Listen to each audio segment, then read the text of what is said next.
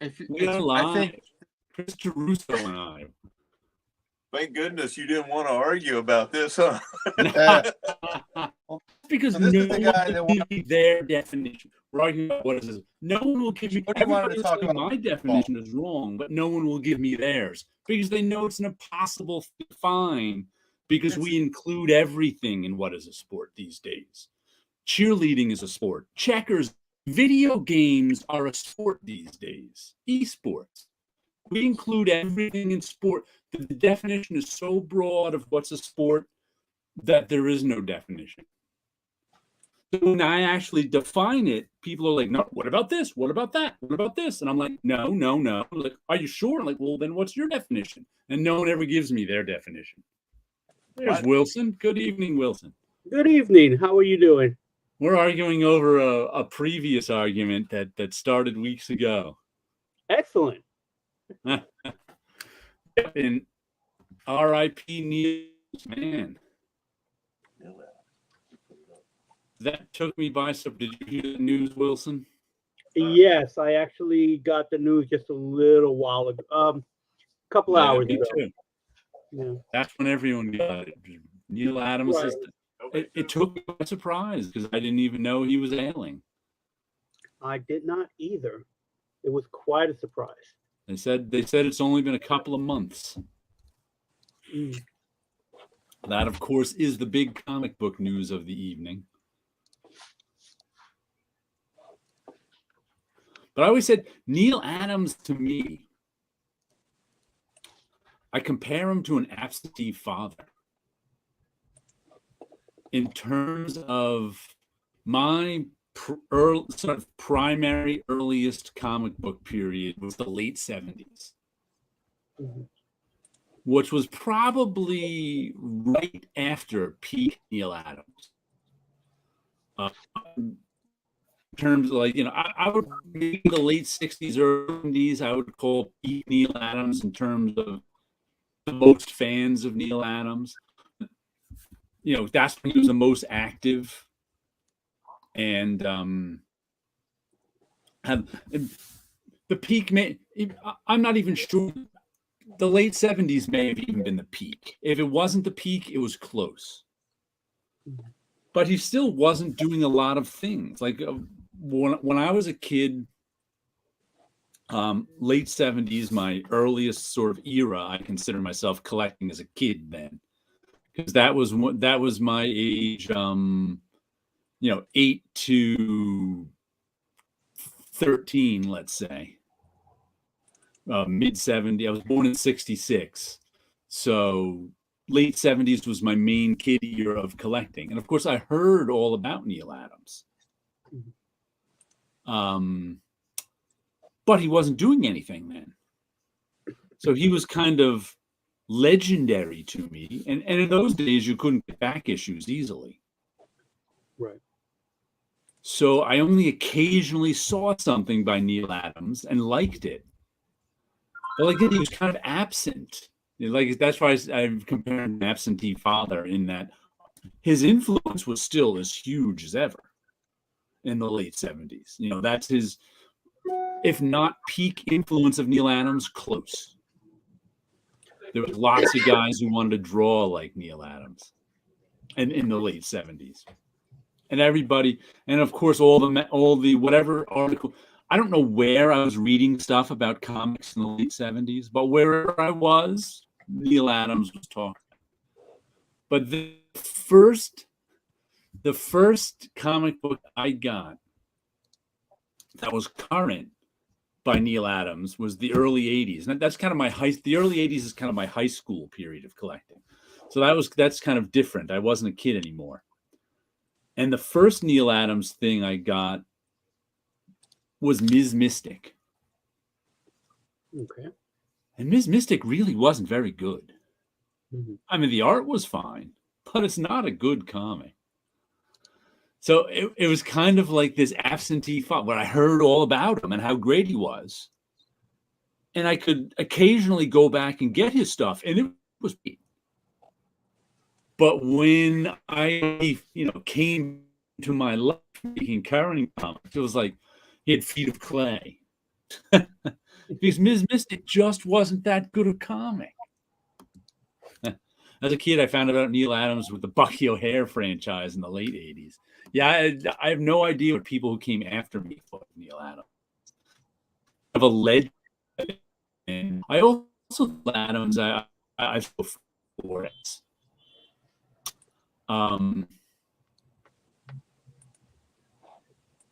He was so talented that comic books had no place for him after a while.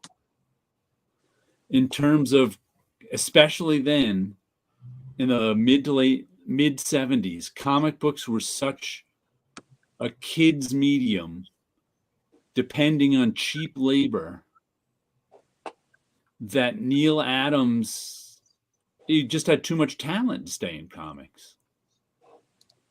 And it was kind of like, I compare it to as if after, who made The Godfather? Coppola? Was that Coppola who made The Godfather, or Scorsese? I can't remember. Whichever one of those really talented 1970s filmmakers. After they made The Godfather, if movies had no place for him and he had to quit movies to make commercials, and then make TV commercials the rest of his career with an occasional movie stretch. That's kind of what comics did to Neil Adams, in my view. It's like there was no place for him after a while. He reached the pinnacle of comics, and there was no place for him, so he had to leave comics and do advertising. Was there a place for him? There was none. He occasionally made comics on his own. He had continuity comics and stuff, but that was kind of a side hustle for him. When was Green Lantern, Green Arrow? The 60s, late 60s. That's kind of peak Neil Adams. Yeah, I think I don't recall when I would have read any of the Neil Adams books, because by the time I came into comics, it was already my beginning in comics was 83. Right. But before that, as a kid, I do know in the 70s there were comics around. Right. And I know my first comic book had to be a Batman book, and I'm almost sure it was a Neil Adams book. I think it was the one that, I don't know if it is the one that introduces Ra's al Ghul, but Ra's al Ghul was in it. And I clearly remember, it is one of the Ra's al Ghul stories. And that's like the first comic that has my earliest memory of remembering getting it in the store. It was like 25 cents, but it was in a box full of comics marked 25 cents. Right. This was sometime in the 70s, so it wasn't a comic book shop. It was just a regular bodega in the Bronx that just had a bunch of comics. So I couldn't even tell you if it was a new comic or at that time, or it was just something that had laying around that I was able to buy for a quarter. So it's like that was probably my very first comic that I went and bought with my own money that I was able to get for a quarter. But I wasn't collecting, so I don't consider that a collection. It's just that I bought it, read it, it got distributed with the rest of the family as they do, and never seen it again. But at that time, I wasn't memorizing names or anything like that. Right. I didn't even know who that people drew comics until way into high school, when I really started paying attention to the names. And I understand what you mean in that sense, where here's a legend that you heard about, and he abandoned comics and went off to go do advertising. Now, technically, my first love was advertising, but the idea of abandoning comics and going to something else just seemed like sacrilege to me at the time. But again, I did not know any back history of Neil at all anyway. It was just that my only connection to him at the time was he also went to the High School of Art and Design. And that was the only connection that I had with him until I actually started working in comics and I got to meet him. But I more know his son, Josh, because I worked with him. Okay. So it's one of those things where it's like, I'm more friends with Josh in that part of the family than I was with Neil, but I've only spoken to him just a few times here and there. I've never met him. Great conversation. Yeah. Evening, Paulo. We're talking some Neil Adams to begin Of with, course, 'cause- completely Okay. unexpected. The guy's still very active on the internet. Yeah. Yeah, Well, I think. not anymore. Yep. Well, Stan Lee's account kept tweeting months after he died. I heard Neil sick in any way. It was a bit of a shock to me. I didn't. Mm-hmm. I was like, yeah, he's very active and stuff, and I'm in a Neil Adams group, and never once did I hear it mentioned. I guess they said it was only a couple of months he was sick. Mm-hmm. And I guess sepsis, I think they said it was, Ooh. which is, I had to look it up. When you get an infection, and then your body overreacts to the infection and starts shutting things down. It's really dangerous. Wow. And it got out of control and he died. I was like, oh, look at that. So that was shocking. I pulled out my favorite Neil Adams comics, which are the Neil Adams X-Men, Mm-hmm. which I only got, look at these ones. I only have a few issues of, and I only got them. This was one of my greatest garage sale scores, where I got a few. I think I was in high school, so it was the early 80s. So I got, and these are also ones I reinforced them with tape and punched 3-hole punches through them. See?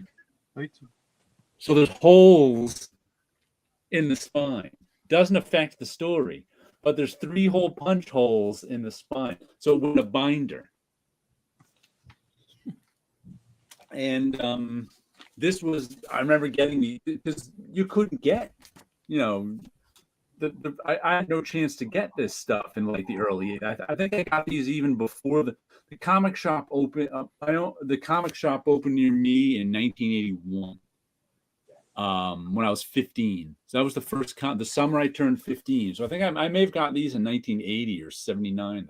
And like I said, big score for me being able to, because there weren't even any reprints of Neil Adams X-Men stuff. So I was thrilled to get this. And then I don't know if you guys have ever seen these British annuals. Mm-hmm. I think I got this at the comic shop. Oh, nice. One day, and in the UK they used to have these hardcover annuals they'd occasionally put out of reprints of comic stuff, and this is the Neil this probably came out in what year is this, 81? Printed in Holland. This probably came out in 81, somewhere around there. There's no year in it. They print right on the back, the inside back cover. They print right on the inside front cover. But this is my favorite of the Neil Adams stuff, is his X-Men. But yeah, out of all the Neil Adams, and I only have, I think, what is it? I only have 3 actual issues of it, all with the 3-hole punch in it. But that's a terrific Havoc cover too. Mm-hmm. Color old. What's your favorite Neil Adams stuff, Paulo? Well, I remember the first time I saw Neil Adams that they were running those X-Men stories as backups in Captain America. Okay. So yeah, they were out version of Captain America. Yeah, it was they were out of continuity. They were running them as flashback stories. And I knew they were old. They announced it was old. They were reprinting it, and they had the Beast in his normal form. So I knew they were supposed to be older stories. And I think I mentioned this before because that first Neil Adams X-Men story, the best representation of telepathic powers I've ever seen in comics, and I've never seen any better since. Oh, okay. I'll have to look that up. Because Cyclops order. I even remember the story. Cyclops orders the Angel to follow the the followers of the living pharaoh before he becomes the living monolith. And It must be in this one. yeah, and the way that Marvel Girl's powers flow from her to reach Warren as is in flight, and even the way that the lettering is made, the thought balloons, you can tell that they're having a telepathic conversation. Yeah, he says Neil did not look well a couple of years. I've never met Neil, and I've only seen him on the internet, so that so he would look good on the internet, but I'm sure they wouldn't post any. What's funny about this too is, in some pages, obviously the plates got mixed up because all of a sudden they're green and magenta, the X-Men costume. And there's like, I think there's 2 pages like that where obviously they mixed up the color plates. There's the other one. I was like, uh-oh, mistakes. Now there's the other one. All of a sudden the Beast is in magenta and green. I was like, uh-oh, mixed up the color plates, shipping them over the oceans. Let's see. My first Adams would have been Just the step out, reprint and I will Bigman. return in like a half hour. Okay, he's going to go eat his pizza. We'll catch you then. Those covers burned into my mind. I might have seen him before. Okay, yeah. If in the early '80s, that was the first time that Marvel and DC really reprinted some of their classic stuff from the 60s and 70s in comic book form. I remember that's when I finally got to read the Green Lantern, Green Arrow, Neil Adams stuff. They reprinted that in the early 80s. Like I said, growing up in the reading comics in the late 70s, there weren't a lot of places. It's like I couldn't get old comics generally. I had the Fireside books that I could get, that had the old. Those were always cool. The Origins of Marvel Comics and Sons of Origins, and I loved that stuff. But it's like if you wanted like old Neil Adams, Batman, and X-Men, I just had no place to get them. So I never saw a lot of it. Like I said, I was thrilled to get those at the garage sale. I remember. It's like, wow, because you usually didn't even see comics that old at a garage sale. I've never read Dead Man. I didn't know about Neil working for DC for years. Yeah, because there was no new stuff coming out, and the Brazilian publisher was more likely to reprint the Marvel stuff than the DC stuff. Yeah, that'll do it. Yeah, I own more continuity books with his art in it than I do the Marvel and the DC stuff. The Marvel stuff, I probably have reprints of them, trade paperbacks and whatnot, not the original comics. And for DC, there's probably a couple of reprints, but at the time, continuity was in the 80s, and I was buying those books. Right, that was your era. Exactly. So I was picking those up, and I was with them for quite a long time. Now I can't remember any stories off the top of my head right now to save my life, but I do recall Deathmate 2000, and they were doing this weird thing with the covers that you can't tear this cover up because they made it with some kind of weird paper. They were exploring odd things with the printing that I thought was interesting. I think my favorite one was the Heat one, where you put your hand on it and it revealed the picture. Okay. I don't know. That's actually the second continuity era. Yes. Which I missed entirely. I was there for the first continuity era with Armor, Anne-Marie, and that's the early 80s. Yes. I do know that I had Armor. Right. That stuff had some good artwork, but once again, not very good comics. But I still, one of my all-time favorite covers, just and I know a lot of people, especially in the 90s at Marvel, hated word balloons on covers. But sometimes they just made the cover. And there's one cover with a ridiculous word balloon that I just love.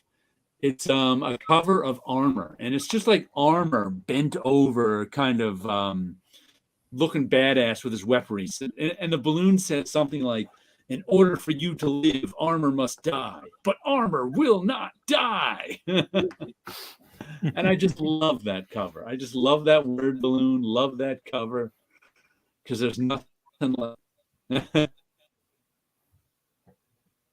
And it's interesting because about, I would say, 3 or 4 years ago, I had started picking up some continuity comics, only because since they're not publishing anymore, they had a number of titles.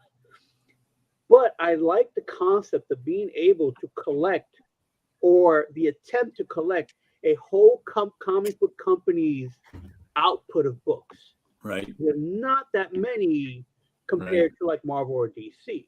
Is that with continuity of books, you could theoretically have their whole output of their books. And I thought that was just an interesting little thing to try to do. And I had found them on eBay for very expensive. Yeah. Like I was able to get like somebody's almost whole collection, and there's not that many books. I almost did that with CrossGen. Oh, okay. Because I actually have a lot of CrossGen. I was buying a lot of CrossGen comics in the early 2000s because they were good comics. Mm-hmm. But there were a few series I tried out and didn't like that much. And occasionally I look on, and they wouldn't be that expensive to do. Occasionally I look on eBay and go, I should just buy the stuff, the CrossGen stuff I don't have. Then I'm like, there was a reason I didn't buy it. that and it's not that expensive, but it's still a lot of books in that. It would cost me probably $200 to fill out, which would probably be at least 150 books. Right. Because there's like 50 issues of Sigil. There's like 40 issues of, I forget what the other one is, some magic book. There's probably about 150, maybe 200 issues that I don't have of CrossGen, which really isn't that much. Right. And they are not expensive. But still, I'm like, that means I'll have to find someplace for 200 issues that I don't really want. Right. But sometimes the collector in me still wants to get them. That's the thing. There was the whole the concept of completing a company's run was very attractive. Yeah. But with those books, I don't know if they even broke 50 issues on any of them. I don't even know if they even went past 20. Continuity, I don't think they went past 10. I don't think so. Yeah. I don't think they've got into the high teens at all. So and again, that was the thing that I was doing for a little while, was just finding these books on eBay and just buying them in bulk. And it's been a while since I've sat down to really go through them to basically see what do I have and what I'm missing. A few titles I think are complete, and then others, they went through a few renames. And the really early stuff I think will be a little harder to find, only because I didn't find them the first time I went looking around for them. But again, I like the concept of being able to get a whole company's run, just because they didn't print so many. Yeah. And am I choppy again? This is the third week in a row that either StreamYard or YouTube is downsampling the 360. Yeah, I don't know why. I don't know how. Week. What was that? You were worse than last week. And you know how I know they're downsampling me to 360? It's because usually after the show, I download the show from YouTube to save it, to archive it. And the last 2 weeks, it only lets me download it at 360. I've been downloading it at StreamYard is supposed to be streaming this at 720. but for some reason, I don't know if it's YouTube or StreamYard has downsampled to 360 these past 2 weeks. There's now the third week in a row. And I'm looking in the settings, and according to StreamYard, it's supposed to be 720. So I think YouTube may be downsampling it. I don't know why. Matter of fact, just today I was looking into how to stream live directly from YouTube, because I think that may be it. They may be wanting you not to, because YouTube used to not have a way to do this. That's why I'm using StreamYard. But they may have put a way in. I couldn't tell. I couldn't tell how to invite you guys to the live stream through YouTube. I'm going to check it out some more this week. It's obviously they're downsampling it. They're at least downsampling me, and when I go to download it, they've downsampled everyone. So I don't know. I'm hardwired in on Ethernet, so it's not that. Mhm. I don't know what it is. Mhm. Meanwhile, according to the Grand Comics database, there are 144 continuity comics. Okay. All right, so that's not a ton. That's not a ton. That's fewer than cross-gen comics I need. And that's more than Atlas Seaboard and... Well, Atlas Seaboard, none of them got class issue 4, right? Yeah. I don't think so. I don't think it passed 4. I just heard Sleepy Reader say that, so. I remember thoroughly enjoying Cross-Gen Universe, but I hear you on that, wanting those books clogging up the shelf. Yeah, the ones I liked, I have already. But it's like, I don't really need the ones I didn't like clogging up my shelves. It's kind of like, Collect the first. I didn't collect Sigil, and I didn't collect Mystic. I tried them out. They were okay. I recall trying a few of them, but they didn't hold me. I couldn't even tell you which title I enjoyed, other than it was whatever book I think Jimmy Chung was drawing at the time. Oh, that's which one is that? I bought that one. That one's a pretty good one. Jimmy Chung. Was it Negation? No, it wasn't Negation. Negation is not only my favorite cross-gen comic, it's one of my favorite comics of all time. Mm-hmm. Sigil, Sojourn, it was another one of those. I have it right over there on my shelf. Mm-hmm. I should just look. Scion, that was it. I knew it was another S word. Oh, okay, Scion. yeah. You know what I did with cross-gen, which is what I did with Image too. I waited till like issue 4 or 5 to try them. And then I would try them at like issue 4 or 5. And if I liked them, I'd go back and get the earlier issues. Because sometimes, a lot of times I found, especially with those new companies, trying them with issue 1, I didn't think was their best foot forward. Issue 1s were always just kind of like, I remember them doing the first online cartoon thing based on, they did a motion comic stuff with their comics. And they had one of the first digital services too. They made motion comics, sold their motion comics on CD as well as online. They were really trying until they got, and what's his name? The guy, Mark, what's his name? Alessi. He died a few years ago too. Mm-hmm. But he got caught up, his money got caught up in some Texas financial scandal.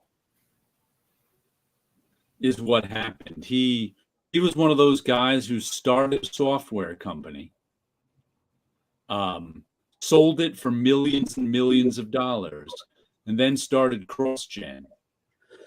The problem was a lot of his money was in stock of the company that bought his company. And the company that bought his company, shenanigans were going on, and they had to go out of business. And, well, I should say they got chased out of business for shenanigans. So all of his money back. Oh, what?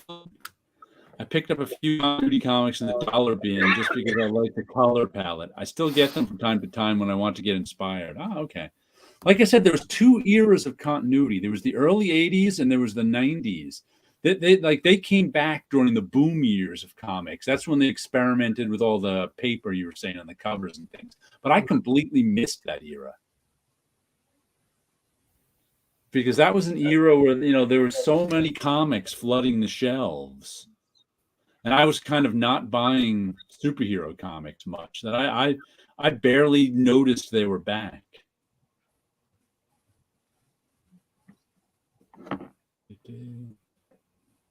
Yeah, art-wise, they had some amazing looking stuff, and the covers to me that was attractive because, again, both iteration would have Michael Golden art, so coloring was fantastic, and as I mentioned, those covers, there was just something interesting about the gimmicks on those covers. As I mentioned before, they had this crossover going on through all the books, and the covers had this heat transfer type of thing to see an image. And I think they might have been the first ones to do one of those magic poster like images that was huge. Magic Eye? The Magic Eye. So I think they did one with their covers. I don't remember that at all. I think they did it. I'm going by memory. That's 30 years old and Megalith, Toy Boy, Cyberlad. Megalith and Toy Boy, I think they were in the first generation ones. I think Cyberlad was generation 2 because I don't remember that one at all. And they had like Mark Beecham drawing, like the whole Continuity Studios was working on those. Yes. All of Continuity Studios. So I got 6 comics. Well, I got a 7th comic, which was the Cerebus in Hell, that I forgot about. I put that one away already. I didn't get into them on the ground floor, but dollar bin dives and enjoyed them. Covers were like raised cardstock. Yeah. Like I said, I missed that whole specialty cover era with continuity. So I just had regular covers with them. Well, let's see. The first comic I got this week was Saga, which I have pretty much nothing to say about Saga these days, I realized. It's a good comic. I enjoy it, but it's one of those comics, like I said, I give it a solid B. I read it, enjoy it, and then never think about it again. So it's kind of like, okay. I don't see it as deep at all. Afternoon, cavernous ones. Good afternoon, sleepy reader. It's like, it's a book I enjoy, but I've never, gone back and reread it. I'm not going to stop buying it just because, like I said, I enjoy it.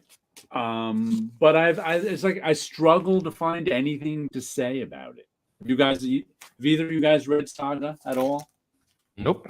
I like Gore Vidal was instructed by his lawyers not to read Saga. Gore Vidal, one of our regulars, commenters, and he makes YouTube videos, for some reason really doesn't like Saga. I'm not sure what that reason is. I've never been able to understand it, but even though he buys it and reads it at times, I think I picked up. What was that? I think I picked up the first few issues, but I never really went back to them. I had planned to go to the comic book shop this week.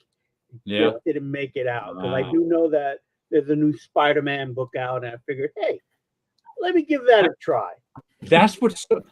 I find it strange that there's a new Amazing Spider-Man #1 this week. Hello, Mind the Comics. And I was surprised it was such an under-the-radar Spider-Man. They relaunched Amazing Spider-Man yet again. And it's like under the radar. Saga no longer feels Saki. The pure, simplistic melodrama seems more apparent to me now. See, Saga I never found shocking. But, I've known Steve Bunch for 30-something years, so Saga isn't going to shock me. As Wilson will get that reference, but he's the only one here. I just never found Saga shocking, even though it's supposed, there's some nudity in it and stuff like that. But I've experienced far more shocking comics. But I understand your average reader hasn't. So to your average reader, Saga would be shocking. But yeah, to me, it's always been simplistic melodrama. But I'm okay with that. I think it's well done. Yeah, at this point, it's just part of his shtick. Yeah, it is. But like back to Spider-Man for a second. First of all, when I went into my comic shop this week and I saw the Spider-Man, Amazing Spider-Man #1, and I noticed it was only $6. And I went, whoa, Amazing Spider-Man #1, only $6. They didn't make it 80 pages and $10. I guess they're being kind to their Spider-Man audience. They only want to take them for $6 with this #1. The Portuguese edition of Monsters came out last week. Yeah, I need to buy it this weekend. Okay, that's cool. It looks great, and it's only 40 euros. That's okay. Which is $44. Right, that's about what it was here too. I think I can't remember the price on it. Did you get Barry Windsor Smith's Monsters, Wilson? No, I have not gone out to. When I spoke to you, I have yet to go to a comic shop, but I am aware of it. Did we talk about Monsters last time? I don't know. When it came out last year on YouTube, like every YouTuber in our little community bought it and was talking about it. So it was like the book of 2021. What I have Monsters today, mind the comics. What I have is black and white copies of the original Hulk story. Oh, you have those?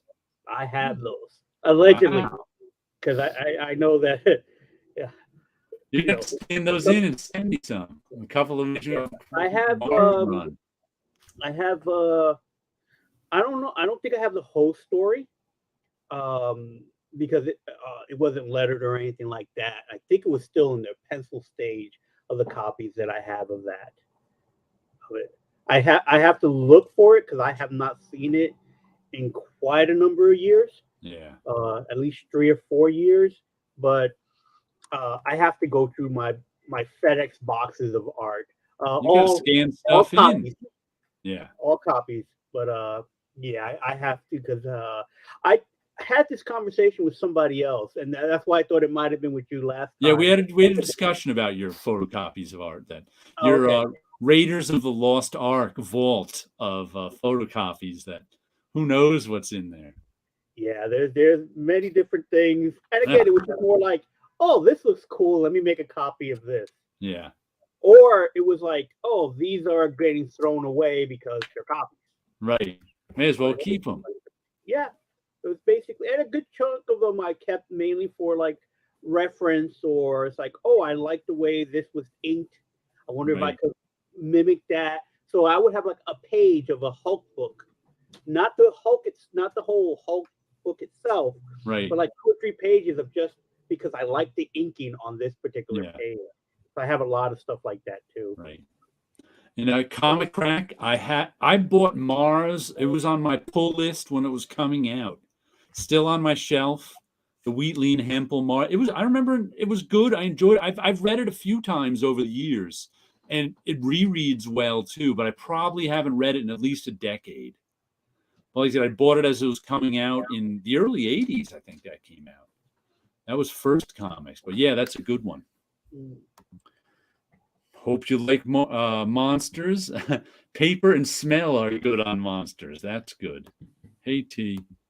Excellent news, Mind the Comics, saying hello. But yeah, you got to scan in that art collection one of these days, the copies. I scanned in all my copies, but I probably only had 50 copies. And a lot of it was stuff that I was practicing inking over. And I scanned in my practicing from the early 90s. I have a lot of, I think, inventory story, Spider-Man stories that I had used for practicing ink. Here's a story. I want to hear if you heard of this one. It's only a legend to me. I wish could see copies of it. This was told to me, I think, by Dan Cuddy, who was Jim Salicrups' assistant in the early 90s on Spider-Man. He told me a story that in the early 80s, sometime maybe mid-80s, Marshall Rogers was supposed to do some issues of Spider-Man. Except Marshall Rogers had a cocaine problem. Which you can tell by Captain Quick and a Foozle. That thing makes no sense, much as I loved it. So when he handed in his Spider-Man pages, instead of drawing Spider-Man, he drew Jesus. So imagine a Spider-Man story drawn by Marshall Rogers, except with Jesus webbing all around the city. Needless to say, the story got canceled. But I'm like, I never saw any pages of it. It's just a legend. Did you ever hear that story? I've never even heard of the legend. Ah. That's wild. No, I have not heard that legend. Yeah. Yep, Mars was good stuff. That was I enjoyed that one. That high school Jared, that was right up his alley, especially. So I actually got to ask Roy Thomas about a legend once too. This I have no idea who told me. I don't know if you heard this around the office. There was a story that went around that Roy Thomas was editor-in-chief. They were deciding whether to get rid of a bunch of stats or not. Whether they had the room for it, I don't know why. And Roy Thomas said, no, we could get rid of them. But then Roy Thomas, the fans, said, I may as well take them home. And a few years later, they needed them for some reason. Roy sold them back to Marvel. That was how the story went. I don't know if you ever heard that story. I have not heard that, but well, something about it sounds very familiar. About 5 years ago, I was hanging out with Bob Wyatchik at a con. I went down with Bob. He's a friend. He lives around here. He's a friend of mine. And who sat next to us but Roy Thomas? Never met him before. I was like, this is my chance. I'm like, Roy, I have to ask you about this story. He was like, stats? I had nothing to do with stats. What do you? I'm like, thanks. I just want to, one of those legends that was not true. Roy was like, stats? I had nothing to do with stats. I never took stats home. I don't know if someone else did that, or I don't know where the story came from, but just stories you hear. The only story that I recall anything about stats is that at some point, as the legend goes, Jack Kirby came in with some pages from New Gods. Yeah. And he was just showing it around the office. And the stat guy made copies of everything. At some point in time, the artwork was lost before it could get printed. And the story goes is that someone was able to contact Marvel to get those stats so DC can print the books. But I don't recall who told me that story, but that was one of those stories that went around, is that because everybody loved the stuff, they wanted copies. Copies were made. The originals got lost before it got to DC. And so someone at DC contacted Marvel to get copies so they could print the books. I don't know if any of that's true or not. There were Jack Kirby pages in a Marvel closet in the early 90s when I was there. I only saw them one time. Tom Brevoort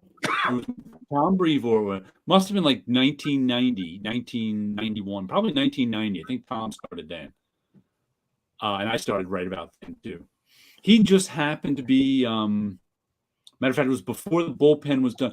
It was sort of the back hallway, all the way in the back of the building on Editor's Row, across the hall from on the back of the building where the back elevators were. Mhm. The end of it, like Joe Cavalieri used to have his office back there if it was redone. I don't know who's down there in 1990, but there were some locked closets in there. And Tom Brevoort happened to be going in there for some reason. I just happened to look in, and I saw stacks of original artwork, and on the top was a Jack Kirby page. And I was like, what? I didn't ask anyone because I was new at the time. I was like, but it just stunned me that there was a closet that had Jack Kirby artwork in it.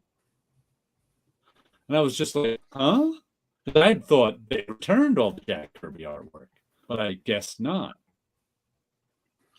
I know the closet you're speaking of. Uh-huh. By the time I was there, I believe that eventually became the closet that was holding all the Punisher inventory stories. That Don Daly kept buying. Right. So whenever I went through that closet, I believe that time was Punisher stuff. Because I remember having to look in it, looking for an alleged Jim Lee Punisher story that no one's ever actually seen. The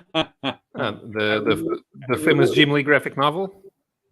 It wasn't the graphic novel. It was just there was a story. It was supposed to be. It was never. I was never told what it was a story for, other than that there was a Jim Lee Punisher story that we didn't know where it was, and this was way after Don has gone, and I was still going through those inventory stuff. So this is late 90s. This is late 90s. Right. And the Spider-Man Marshall Rogers story, I think that if you remember, Marshall Rogers kind of disappeared from comics in the mid-'80s. That's when he had his drug problem, I had heard. I don't really know. I mean, I don't know him. But that's that time period. Because Marshall Rogers was big in the early 80s and then kind of faded away in the mid-'80s and then came back and did some more stuff in the 90s, I think it was. This was sort of that mid-'80s period where he faded away. Okay. Yeah. I thought it was Coletta who bought the art by and then eventually got him brought the art by and that eventually I never heard stories of Coletta taking any art. It was Gil Kane who the stories of him taking art are. I don't know about that. Has that been? See, I don't know what stories are out there, and what have names been dropped after so many years or not. Oh no, the Gil Kane story is out there. That's real. Okay, just like because I've heard the stories. Gil Kane was persona non grata at Marvel when I never met Gil Kane because he was literally not allowed in the building. Okay, because I've also heard stories, and I was told how he did it. Which not only for stealing art, but for double vouchering. Oh, okay. I didn't hear about that. Oh yeah. Yeah, I heard about the artwork. I've never met him personally, but I did speak to him on the phone. That was the only dealings I ever had with him. But yes, I did hear stories about how he would take the artwork and again, because I guess I really enjoy heist movies and what have you. It was interesting how he would take the artwork, or how I heard he would take the artwork, and it would basically be he would bring in his own artwork, he would put it down on the desk, on the editor's desk, and then when he was leaving, he would pick it up, but then pick anything else up underneath it. Right. That's it as well, and it's like that blew my mind that someone would even think of that. Finally, somebody stopped him because he was doing it after hours too. I forget it was. One of the editors stopped him and said, "What do you got there?" And actually, Ted McKeever tells that story in Pencilhead, his last comic he did. Oh, okay. And it was Coletta brought Kirby DC art to show Marvel not stolen. Okay, so that's what he was saying. Sleepy Reader. It was Coletta who brought the art to Marvel, to the New Gods art, the Fourth World stuff, to show them at Marvel. That makes sense because he was working over there at Marvel too. So Right. right, So for what I understand, that there were copies made, and then right, and they came in handy. yeah.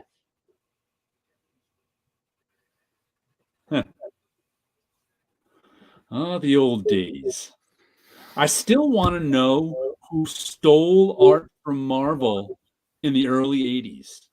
I've heard that story, but no one ever, that's the one where Amazing Fantasy 15 was stolen, and a few other things were stolen from Marvel and brought to comic shops to be sold. And I've always heard people say, we know who stole it. I never heard this. I've always read people say, we know who stole it, but no one ever says who. And I'm like, yeah. Colette was basically leaking info to Marvel. Yeah. Yeah, the 80s, the stuff in the 80s. Early 80s, yeah. I only heard about the warehouse break-ins, but I never told a name, and I don't know if that was the same event. That may have been the same, that when the warehouse was still in Brooklyn, then, right? Yes. So it may have been that, but all I know is somebody stole a lot. Like they stole the earliest, like Amazing Fantasy 15. That's how it ended up in the Smithsonian. Right. Got stolen, and someone sold it to someone, and eventually someone anonymous donated it to the Smithsonian. Mm-hmm. Yeah, I never heard a name associated with it, but I've always heard they know the name. Huh. Occasionally, I hear someone say, like, I'll be reading something online or Twitter, something like, "Oh yeah, I remember the days when you used to buy artwork by the inch at some conventions." I'm like, that was all stolen. That's why you could buy it by the inch. Mm-hmm. Because once again, in the early 70s, someone stole a lot of artwork and was at conventions selling it, a stack of pages for $25.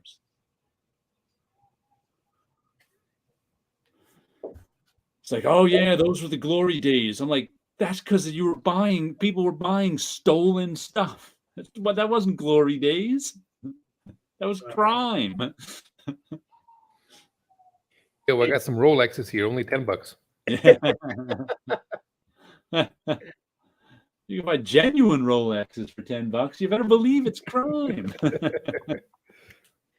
So it was so being that I was at cons a lot during that time, Mm-hmm. I would be hanging out with the Silver Age artists like John Romita Sr.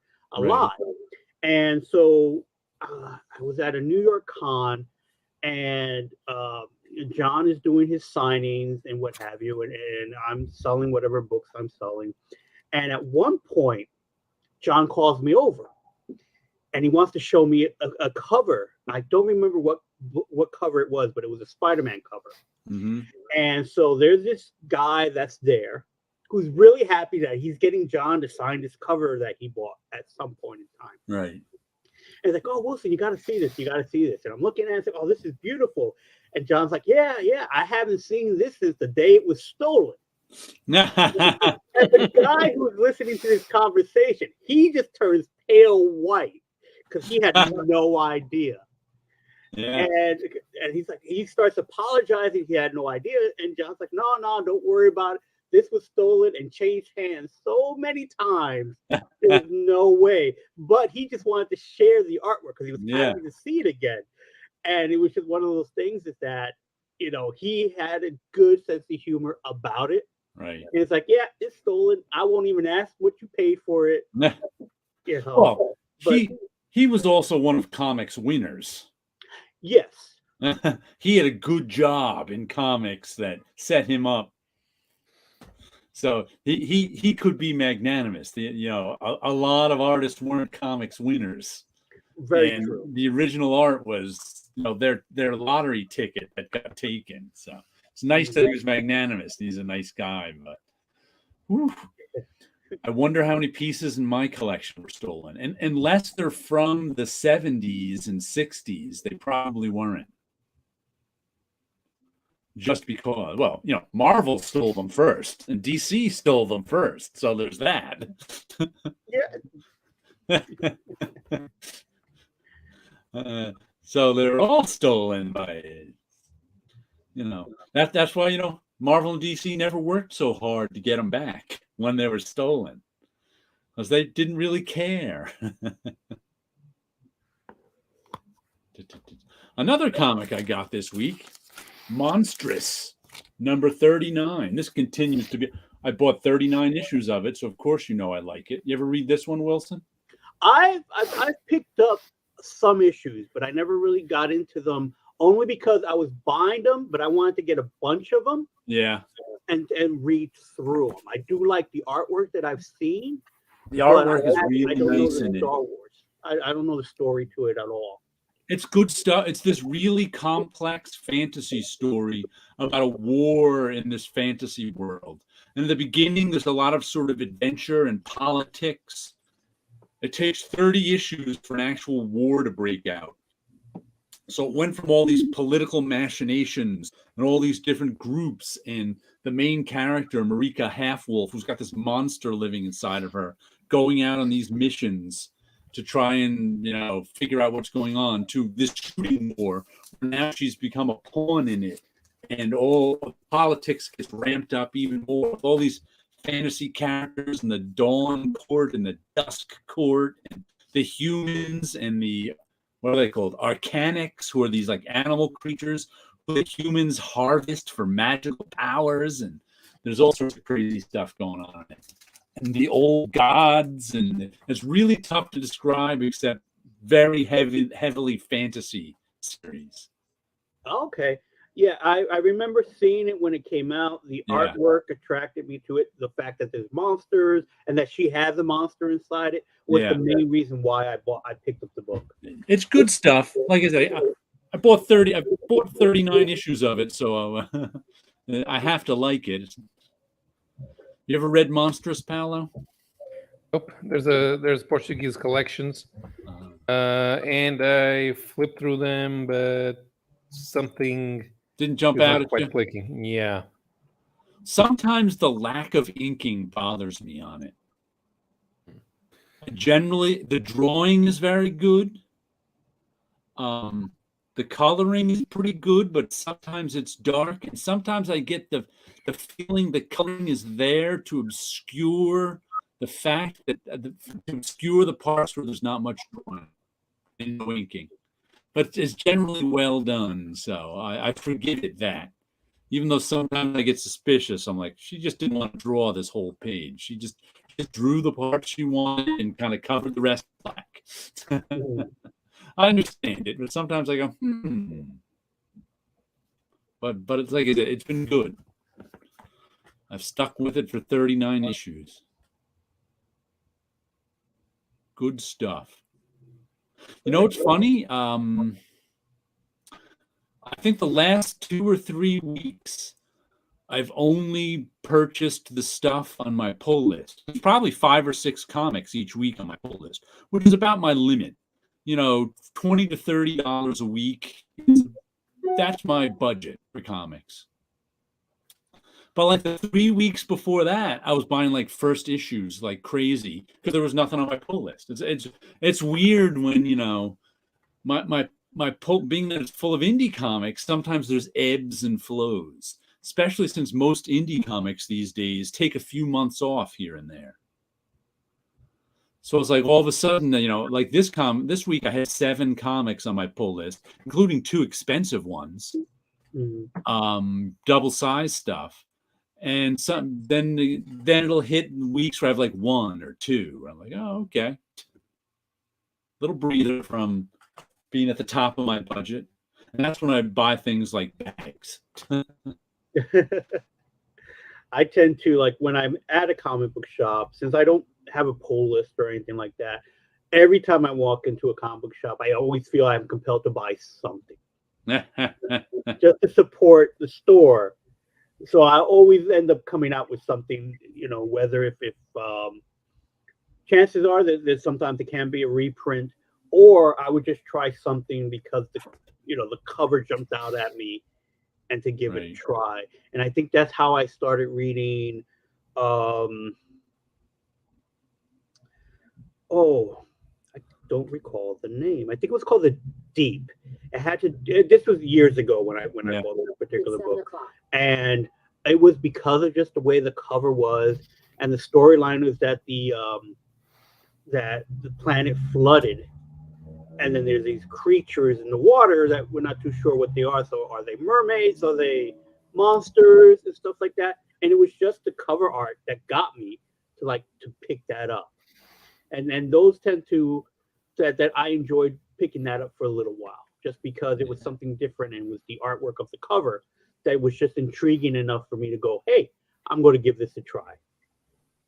Yeah, without a pull list, it's tough to collect any kind of indie book because you'll never see the later issues. True. How was your pizza, Chris? It was great. Great. Wow. How was What the you have? pizza in North Carolina? Solid? There's some good places. There's some Yeah. good places. Okay. And another Can't see any authority beyond that. no, okay. And another here's one that I just only on issue 3, Rogue Sun. One of the few superhero books I'm buying. This is in the Radiant Black universe. It's got solid story. I think this one is ongoing. The other one, Radiant Red, is only 5 issues. Yeah, solid.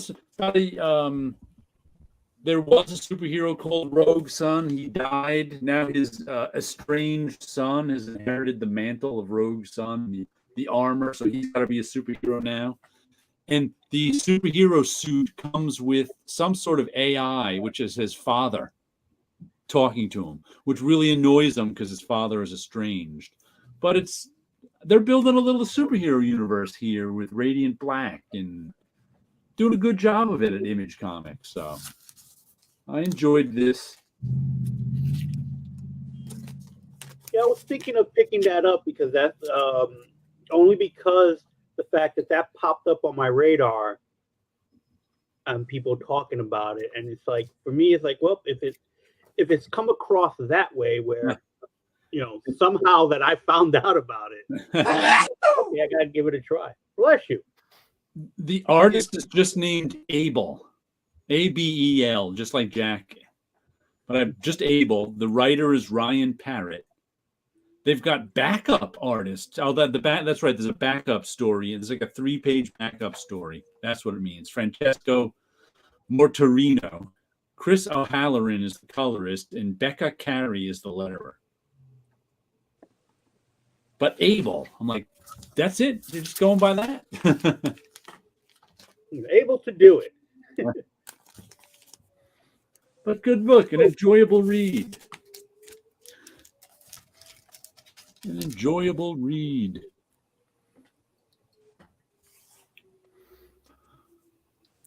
Is Radiant Black trying to be the new Black Hammer? No, it's more like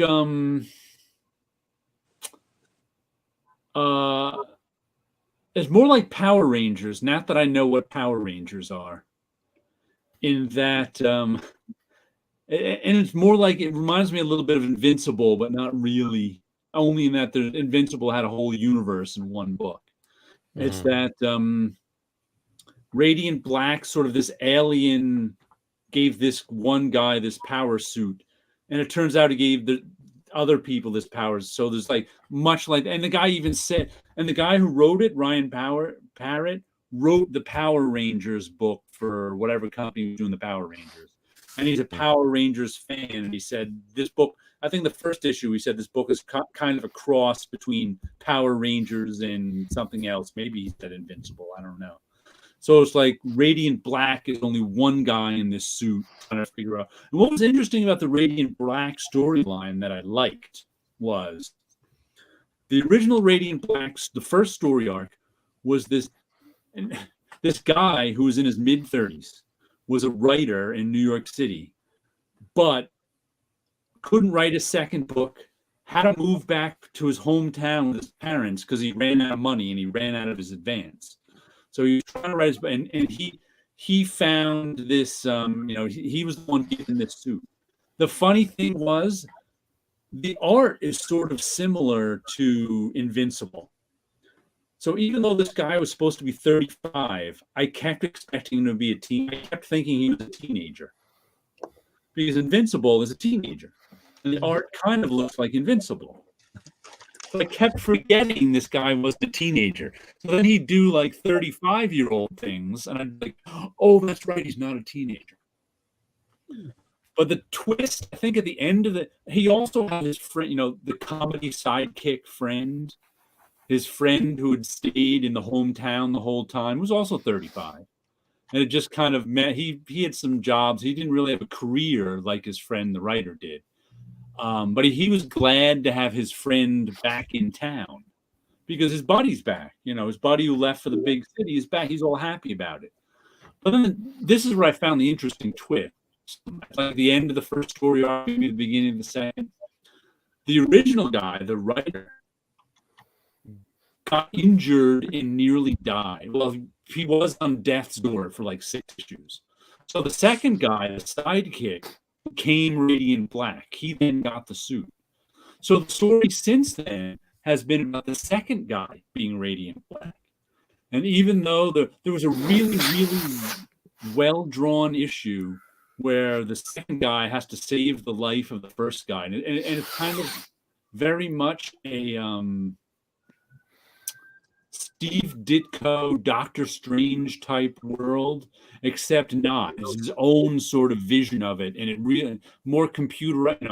It doesn't look like Ditko, but it has that same sort of. It's supposed to be a whole different world, a whole different reality, like Ditko's Doctor Strange was. And I think this guy just did a really good job of drawing this whole different reality in his own unique way.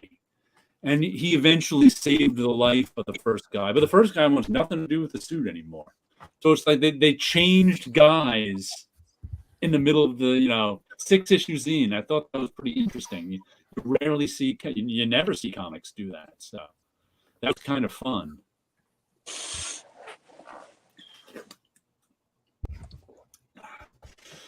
Chris, did you read Invincible all the way to the end? Yes. All right. I think you were one of the people who got me into Invincible at the beginning. I feel like at some point he stopped being a teenager. Yeah, he did eventually. But I still think of him as a teenager, at least not a young man, not 35. Definitely not 35.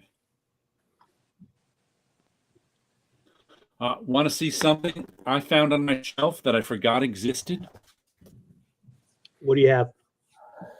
Frederick and Eloise. A Fantagraphics book from 1993, did it say it was from? By a guy named Brian Biggs. And I remember once I saw it, I remembered it. I was like, oh, I really enjoyed that one back in 1993.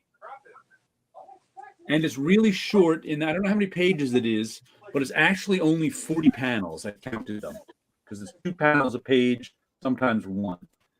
And it's just this weird little love story. Hang on just a second. About this guy. Back in a minute. Okay. About this guy who. It seems very French to me, but I think the guy is American. About this guy dreaming on a subway train about this Eloise who he's going on a date with. And then the apartments look like Paris too. Maybe that's what makes me think it's French. It definitely doesn't look like New York City. But it's just this strange little love story with death in it too. I don't even know how to describe it. Like I said, it's only 40 panels. But from Fantagraphics, it was... let's see, Dave McKean describes it as sensitive, beautifully composed drawings and a disquieting curiosity of a story. Fine and delicate book to make you sleep restlessly. Okay, there's something by, this is Jim Woodring. Frederick and Eloise is an underhanded and duplicitous work of art that lovingly puts its arms on your shoulder and secretly smears mustard on the seat of your pants. Through the process of lyrical amputation, Brian Biggs stakes out an enormous territory in which the fat, feckless hero and his dead or alive love object don't cavort forever. I wish I would believe it stopped when I finished the book, but I know better. You can't turn your back on something like this. Time to read it again. Time to read it again. I actually read it twice since I pulled it out, just because it's 40 panels. It's fun to read. But like I said, I forgot it existed, but it's a fun little artifact comic from 1993 that I wonder how many copies of it exist these days. But then I went and looked up Brian Biggs because I didn't hear from, I don't remember him ever doing anything. And he did a couple of things in the 90s, and in the 2010s, he was another one who went into young adult stuff. So he's done some young adult graphic novels since then. But really, I don't know if you can find this these days. Because once again, it's not even comic book size, which means no comic shop will know where to store it, and it won't be in the dollar bins. But stuff. If you ever want a good, fun comic, lyrical, smears mustard on your pants comics from the 90s, this is it. That's nothing like, when you think of 90s comics, you don't think of Frederick and Eloise. But I enjoyed it thoroughly. The name Eloise sounds familiar, but I believe there's a children's book with that same name, so I wasn't sure if I've ever seen that one. And unfortunately, because you are choppy, I can't see it as well. Yeah, I'm showing it, but there's no reason to. I got to figure out what's going on with my, because it makes no sense that YouTube is downsampling me. Mm-hmm. And it seems fine on my end. On this, like looking at my little picture, it looks absolutely fine. But I know it's not, because when I go to look at it afterwards. But as long as you can hear me. I'll have to do a test and see if I can invite you to a test one of the straight up YouTube live. I don't know how they've changed it since then, but we'll see. Yo, Saul, how you doing? Speaking of forgotten things, somebody asked me the other day on Discord if I knew about a comic called Manticore, which was made by Cubert students. Oh, I remember that one. Yeah. Yeah. You know that thing is not on the Grand Comics database. I have the first folio from the Cubert student. There was a comic called Manticore that came out from like Malibu or someone, wasn't there? No, I have something here. I think the Malibu one was a Sergio Aragonis story. Okay. But it had an title, but I don't think it was Manticore. Yeah, I remember something called Manticore. I don't remember what it was, though, so I may be off by a mile. Hey, been reading Girl Scouts. Anyone reading that? I have not read that. How is it? It's caught my eye on the stands on occasion. But I know I looked through it, but for some reason didn't pick it up. I don't remember why I didn't pick it up. Oh, I just remembered. I did buy books recently. I bought it online. Let's see. All right. So what I have here, there's a new app called WhatsApp or something like that. So it's a online auction place. Okay. And Buzz, comic book artist Buzz, has an account with them. So I have actually bought some books from his own private collection. So I have here is Tomb of Dracula. Ah, what issue is that? Issue 51. Okay. Silver Surfer still in that one, or is he in 50? I don't recall because I wasn't reading Tomb of Dracula growing up. I think he fought Dracula in issue 50, but I think it was only one issue. It probably was because this one has a blade in it. Ah, okay. Okay. And then I also bought Man Bat #1 Okay. and Man Bat #2. Oh, okay. And it was mainly because I wanted to test the app out. It's interesting. Not that many people on it. What's the name of the app again? WhatsApp. WhatsApp? Yeah. No. WhatsApp is like a messaging app, isn't it? Okay, maybe I have the wrong name. Let me double check. Double check, because I think I've heard of WhatsApp, and it's a messaging What app. not? What not? What not? What not? Okay. Yes. That's what it's called. What not? And it's an auction place that started, from what I understand, selling Funko Pops. So whatever it is with the app is supposed to be, they would know who the sellers are, so you don't have a problem with counterfeits and stuff like that. Because I think that was a big thing for a while with Funko Pops. There's counterfeit Funko Pops, huh? Apparently so. Wow. I own like 3 Pops.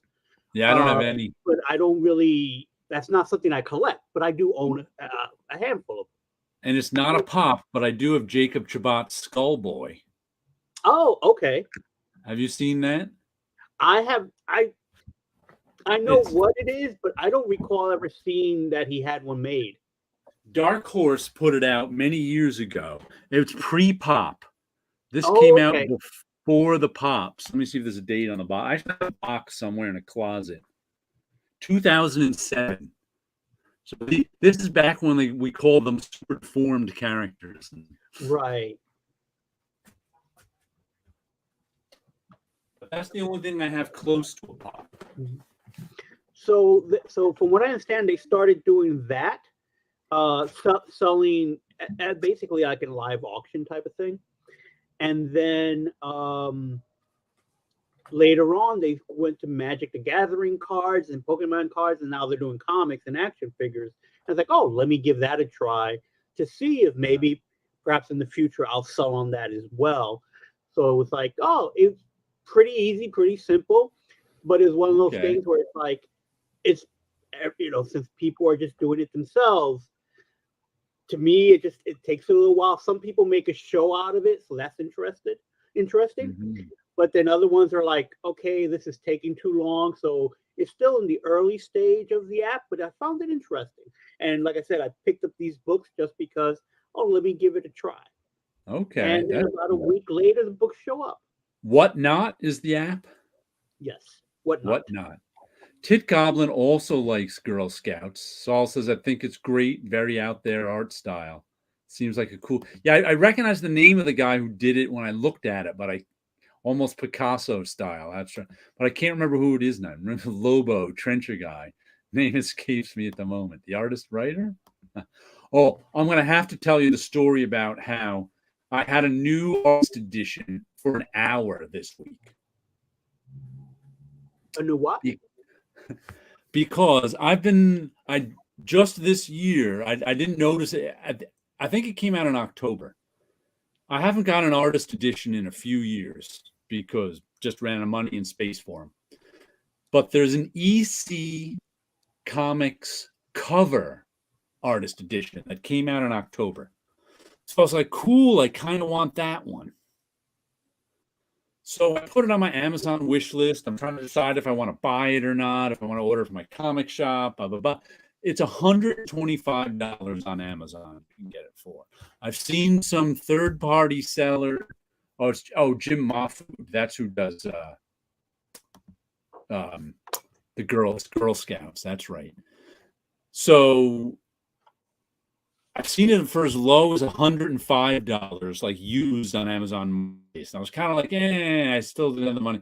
But anyway, just like I got I had some money from my tax return, and I saw a copy pop up used on Amazon for $80. And I was like, whoa. For $80, I'll take a chance.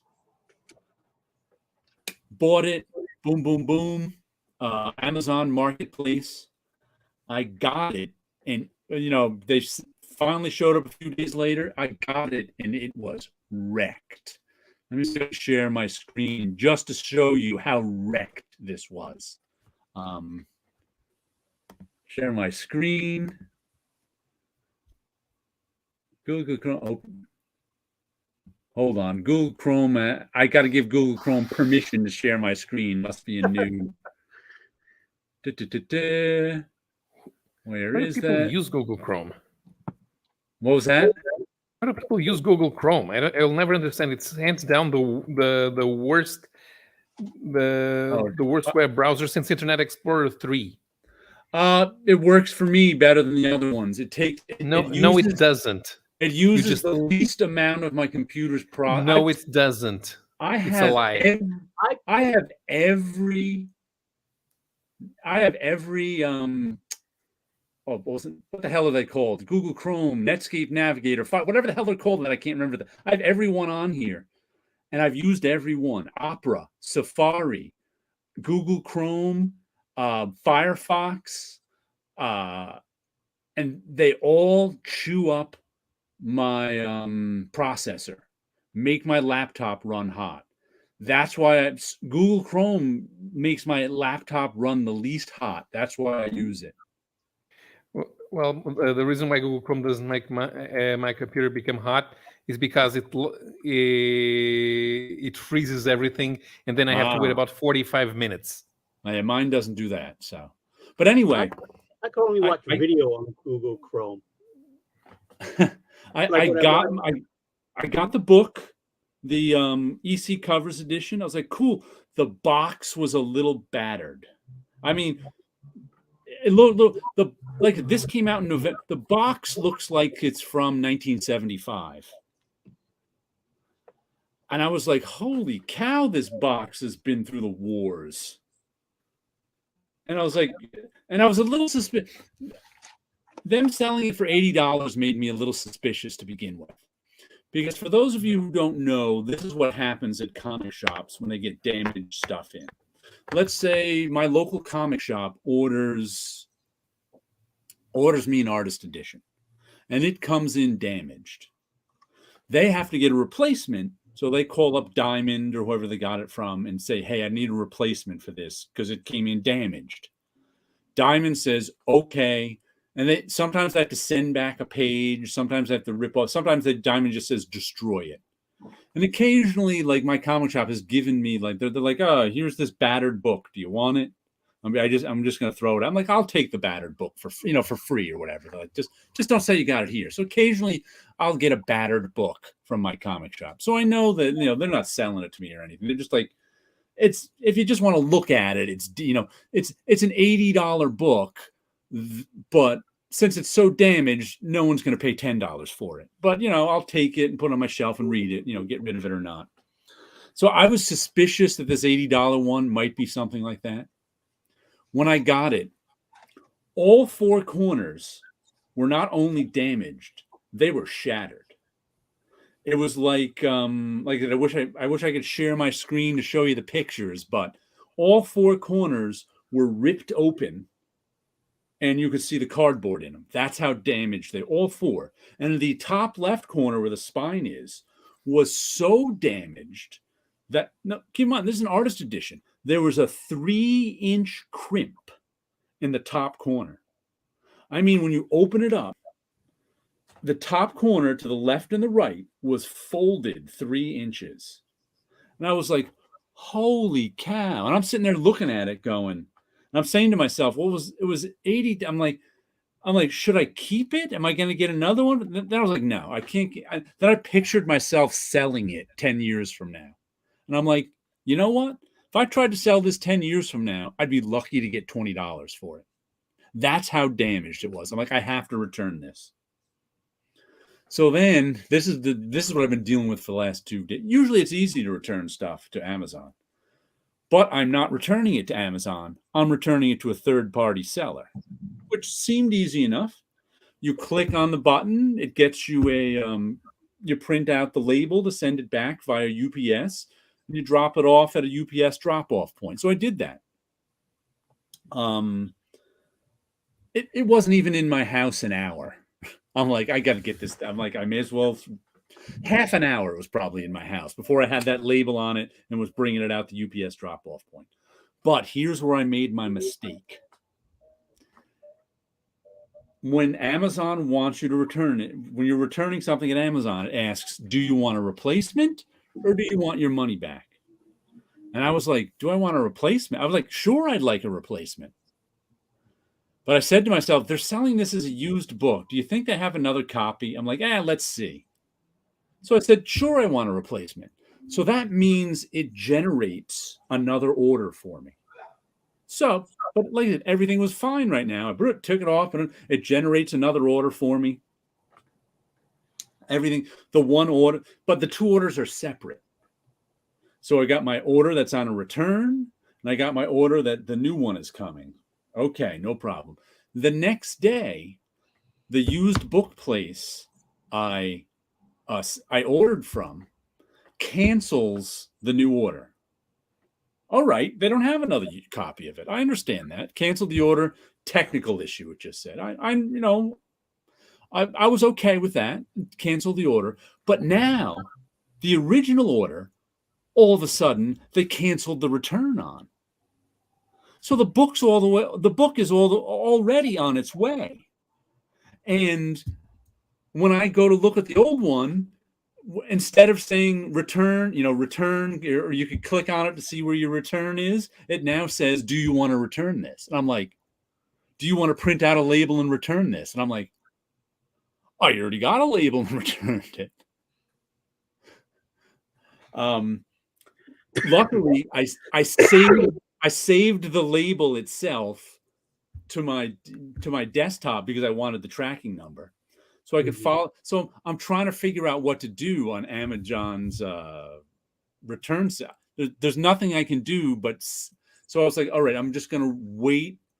I'm just gonna wait until it gets there because I can track it. So finally, yesterday I could see it got there, and luckily, it not only gets there.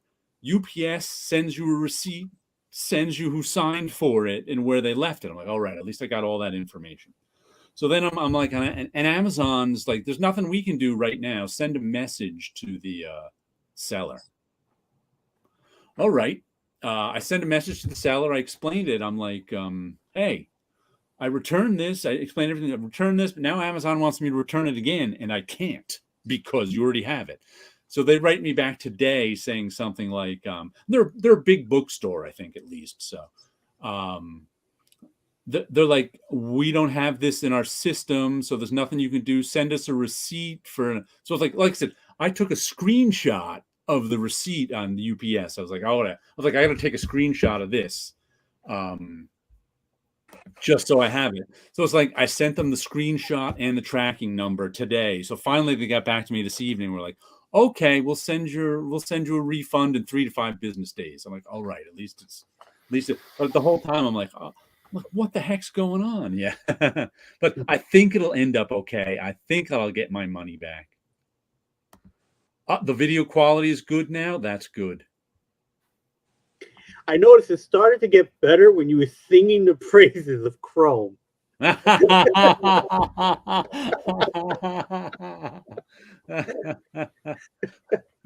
But man, like I'll set it up so that I can, like, Chrome must have updated itself because Mac, you now need to give them permission to share their screen, which I have in the past, but it must have updated itself, or the system updated and I have to re-give it permission. Dan Fraga from Old School Image Days recently moved and his basement flooded. Oh, completely full of artist editions. I'm sure a lot of 90s image money went to stuff like that. Yeah, Eric Larson lost a lot of original art to a fire in the 90s. Mm-hmm. I know he's posted about that before. So it's like, he lost not only his own original art, but original art he bought over the years. Bow to the gods of Chrome and we will be rewarded. Chrome is the best. Don't listen to Paulo, Chrome. Listen to me. Make my picture even prettier.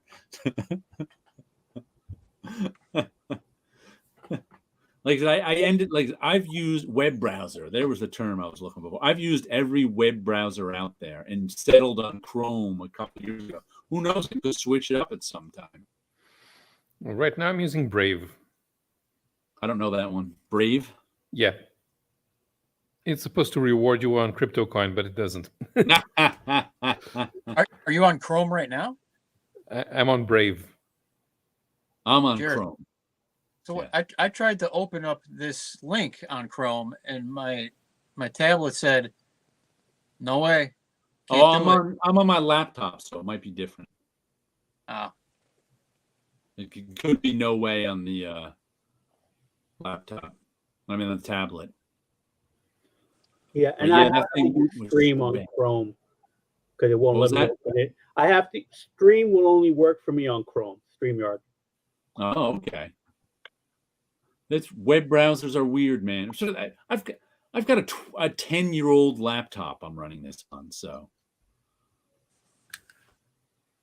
StreamYard only works on certain browsers. Alice picture is getting fuzzier. No, it's just a whiskey. It's just a whiskey that's making me fuzzy. Let's see. A new issue of Usagi Yojimbo, a new reprint issue of Usagi Yojimbo came out. Always good. I'm enjoying reading these in color, even though I've got the black and whites on my shelf.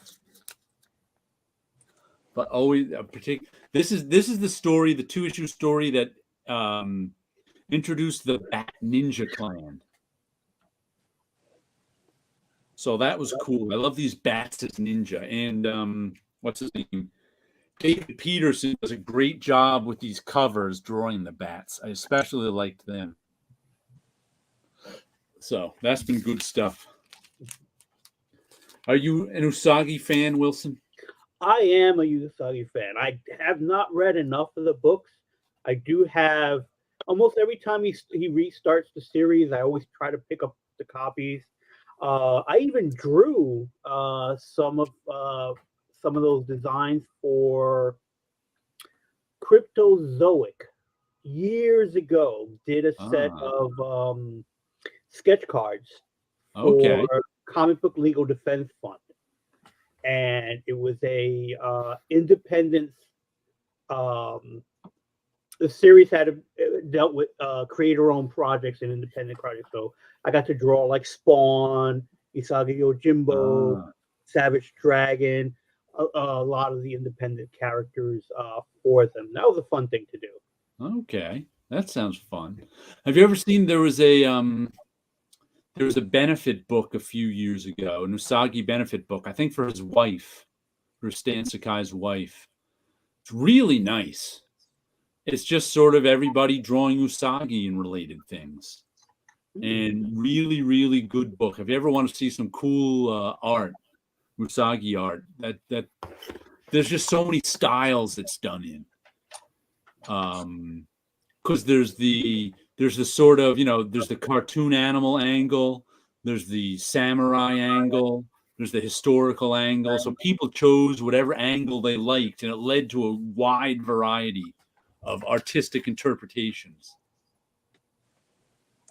I'm going to look that one up. Yeah. I can't remember the name of it. I'll have to look for it. I'll have to find it for you. The Usagi Yojimbo cartoon came out on Netflix this week. Oh, okay. Right before the streamer canceled a ton of stuff. The Bone cartoon was just axed. Yeah. Yeah, I heard about that. Yeah, I'm glad Stan got that Usagi cartoon done. It's not even the Usagi we know, but I just have very little interest in it. But I might check it out still. I got Netflix, so won't cost me anything to check it out. how is it not the Usagi we know? They made it a teenage Usagi in the future. Oh, is that? Didn't he do a comic like that? No, that's Space Usagi. Space Usagi? It's not that. Space either? Usagi is exactly like in Usagi Yojimbo, except on spaceships. This to kind of read. He's supposed to be Usagi's supposed to be one of his ancestors. Okay.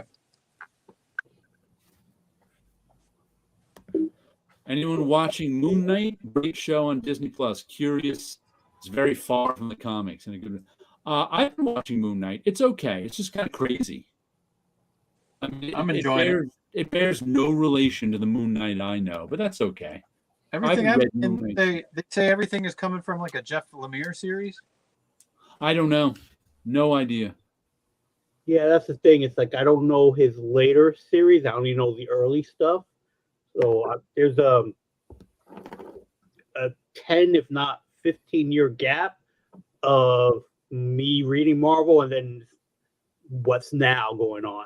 So More than that, I haven't read Moon Knight since before they made him multiple personality.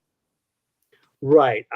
When I read Moon Knight, those were different identities he took. Yeah, but not it was just like personality. Matches Malone was for Batman. There was no multiple personality. That was just an identity he used when he needed to find out information. I think when I was reading West Coast Avengers, I think they were starting to touch on it being at that point that it was multiple personalities. But before that, all the Moon Knight stuff that I read was like you mentioned, they were identities that he took to get information, to go undercover, right, and stuff like that. I'm enjoying the series though. I'm enjoying the TV series. It's okay. It doesn't have the charm of Hawkeye though, because what's her name who played Lady Hawkeye there was such a charming actress that's kind of what made that series. I think that's one of the reasons people aren't liking the Moon Knight series as much. At least the complaints I see online, they're not like, because I don't think it's very charming. Right. For me, I don't really do the online stuff to see what people are hating. So it just shows up in my feed. That's all. Yeah, I think for me, it hasn't shown up on any of my feeds. More of just people enjoying not knowing what's happening. You don't have Ed Lazzolari on your feed? I don't think so. Oh, okay. I mean, I may have him as a friend, but he's not popping up as a feed. Oh, he's not one of those. I think he's been the one disappointed in it, and people talk about it on his feed, I think. Okay. Although I think it's just Ed Laz is his. He's got Ed Lazzolari as his author name and Ed Laz as his friend's name. Yeah, because you never, different people pop up for you. Yeah. Mm-hmm.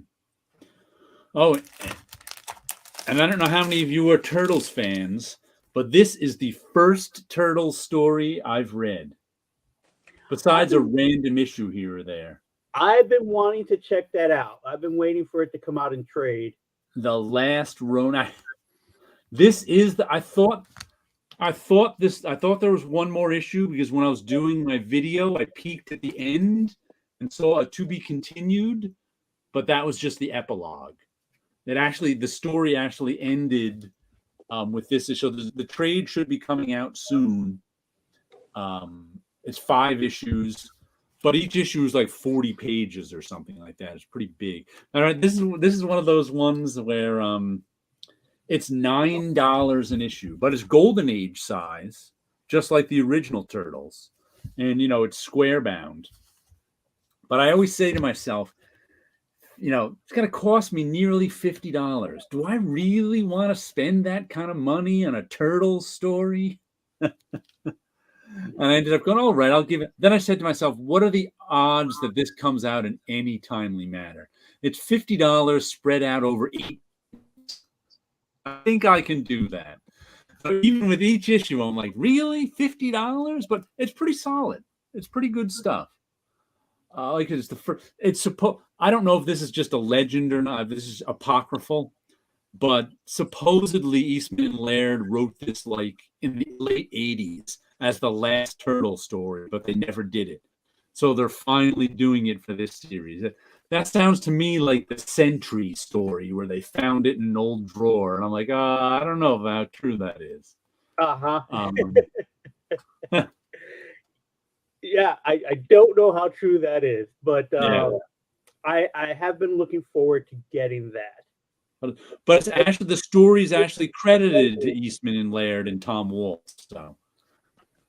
And one of them hasn't had, I think it's Peter Laird, I don't think has had anything to do with the Turtles in a long time. No, quite some time. I believe he did sell it to Lear way before the Nickelodeon deal came in. Yeah. I think they both, but Eastman occasionally shows up writing some stuff. Kevin Eastman did. I think Eastman also did an alternate cover for that Thing series, like a few months ago, and it was really weird to see a Kevin Eastman drawn Thing. Huh.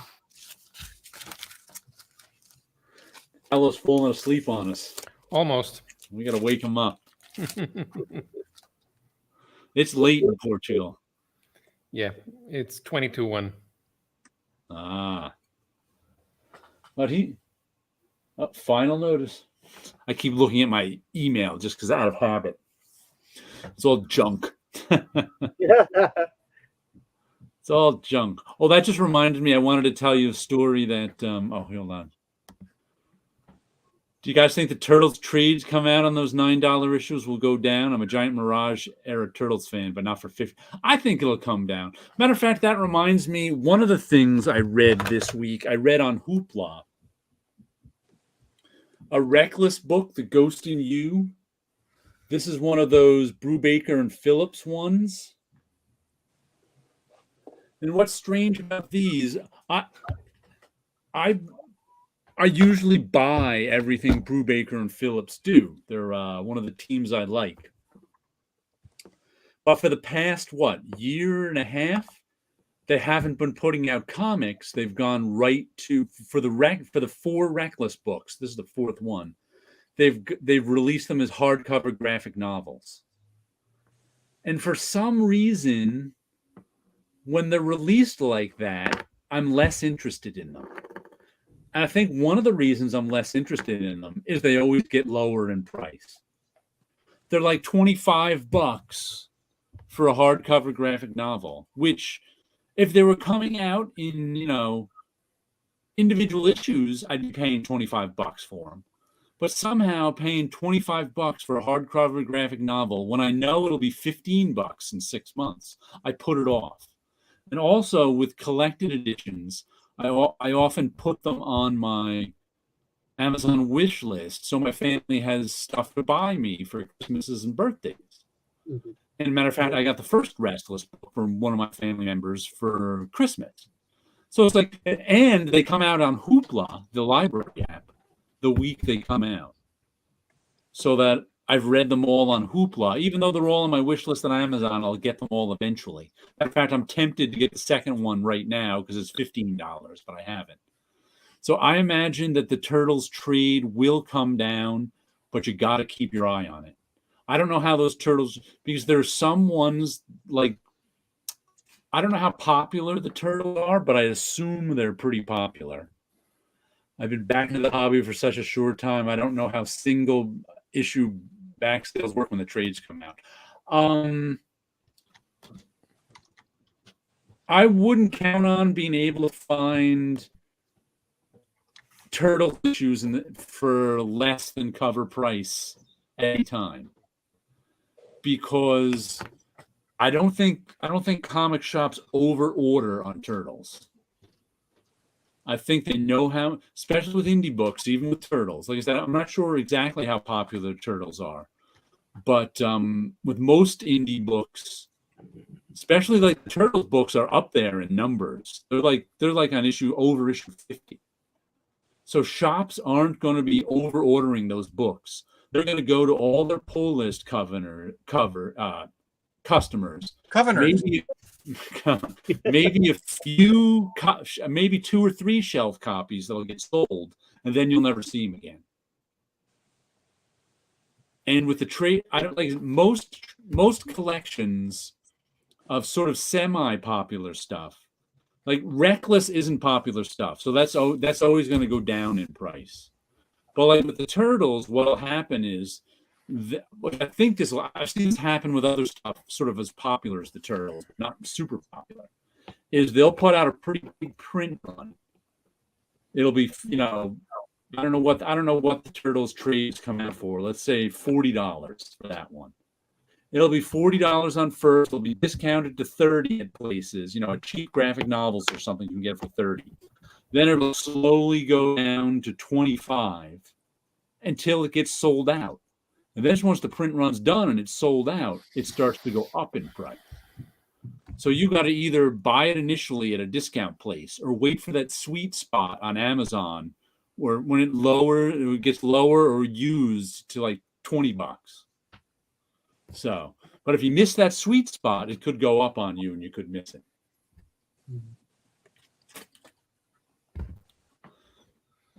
Same thing with like Marvel and DC omnibuses. A great example of that is the John Carter Warlord of Mars omnibus. Wow. Do you remember that one? I'm actually surprised they even did one of those. Do you remember when the movie came out? I remember when the movie came out. Great movie that was just completely advertised wrong. Well, what year was that? Like 2010 or something? Was that the 20? That was it being before 2010. I'm not sure. But whenever it came out. Whenever the movie came out, they came out with the John Carter Warlord of Mars omnibus. Right? Nobody wanted it. So it dropped in price to the point where Amazon, in an email, offered me one for $35. I went, for $35, I will buy the John Carter Warlord of Mars omnibus. Bought it. I actually really enjoyed it. I read some of those as a kid and was like, but I reread the whole omnibus, when I got it, and was like, wow, I really enjoyed those comics. They were well made. And they were like a style of comic that doesn't exist anymore, too. Sort of this. Right. Writing heavy, but very visual. So, but then I was like, well, I really don't want to keep it, but it's worth nothing. So it sat on my shelf for, I don't know, a good 7-8 years till finally it rose up in price again because it is out of print. It was out of print for 10 years now. So all of a sudden the omnibus was worth $150. And I said, for $150, I'll sell my copy. So I sold my copy. And I just looked recently, and now it's going for like $300. So I was like, whoa. So omnibuses do that. If they go out of print, like Marvel and DC omnibuses, they can rise up in price again. The Masterworks were like that for a while. Yeah. I remember my early eBay sales were Masterworks stuff. Right. Those early out-of-print Masterworks were going for some pretty good money. Yeah. I remember everybody at Marvel selling them on eBay in the late 90s. Because all of a sudden, Masterwork was going for a good $200 or $300. Yeah. That was a lot of money. Yeah. Yeah, I think I sold an Iron Man one for like $200. Way back when. Back in the early days of eBay when there wasn't even a photo. You just had to describe what it was. I remember one point in the early days of eBay, late 90s. I can't remember who it was. It was Dave Sharp, Johnny Green, and a few other people buying Micronauts on eBay. They were just buying up they were just buying all the stuff from their childhood, all the Micronauts they could find. They were buying. Mm-hmm.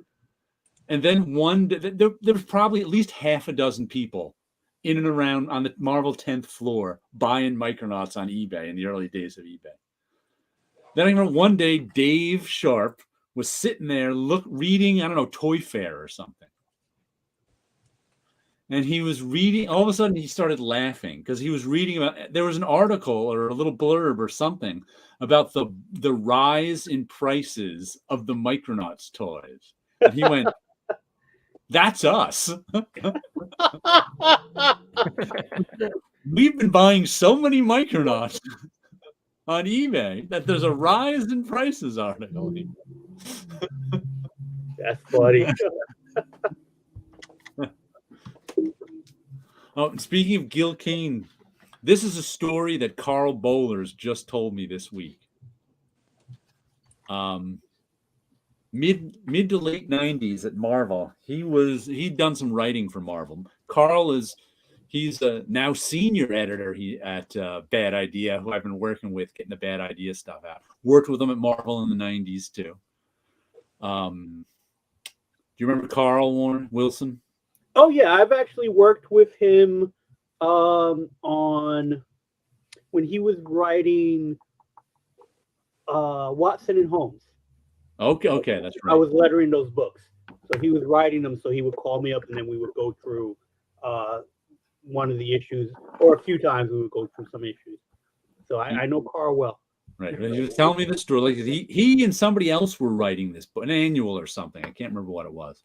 And he's like, talk about youthful arrogance. He was like, here's my big mistake. They were writing this annual, and they were told they could either get Gil Kane, who probably wouldn't pay that much attention to their script plot and do what he wants, or this other guy whose name I even forget now. That's how, to get it. And they were like, we'll take the other guy. Because it's like they thought that their script was, they're young, starting out.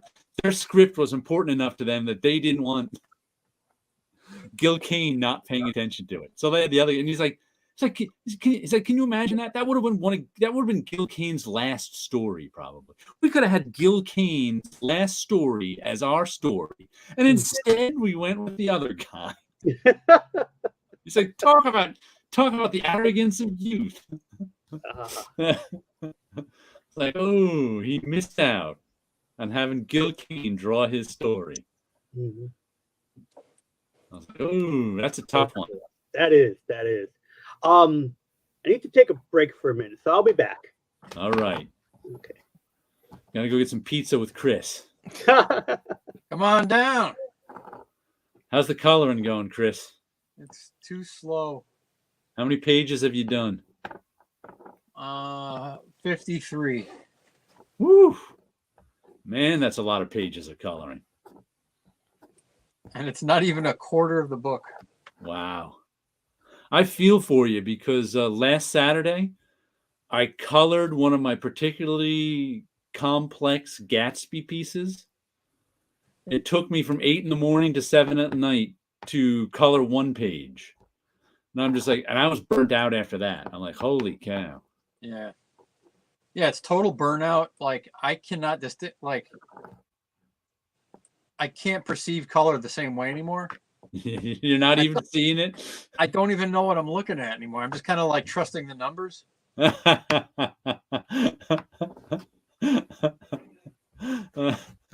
Trust those numbers.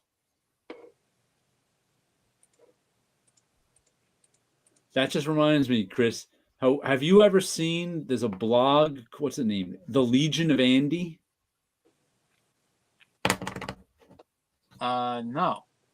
If you're interested in printing, which I know you are, I found this a couple of years ago. It started with this guy who writes a blog called The Legion of Andy. Asked him because he'd seen someone say something about Roy Lichtenstein and how he painted Ben-Day dots in his paintings. That was the dots in his paintings.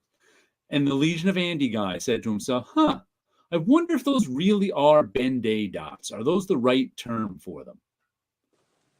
Which sent him down this deep rabbit hole on the history of printing. And he wrote this series of, I don't know, a dozen to 24 blogs on the history of printing that goes all the way back to the 1800s. That if you're actually interested in printing is fascinating. And he's a comic book fan, which made him... Yeah. So he goes all through the printing of comic books, too, the history of the printing of comic books. It's really, really cool. If you're ever bored one day and you're done coloring and want to go down a history of printing rabbit hole, that's the one to go down. I can't imagine in my lifetime, in the rest of my life, that there will ever be time to read anything. Because I'll still be coloring. Has got you.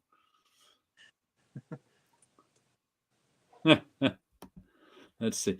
Can you talk about Bad Idea Comics? They closed down. Any news on that? They're supposed to be getting things started up again. Things have come into me in dribs and drabs, but I don't know that there are any solid plans yet. Except they did put out one comic at that North Carolina Comic Con a few weeks ago. They put out one comic, which was really for $20 you buy a donut and you get a comic with it. And I think there was a whole sort of box that it came into. I only got the comic out. I didn't see the finished product, the finished box and stuff. And they sold out of like 400 copies of it or something at the con. And now it's like people are selling it for like $150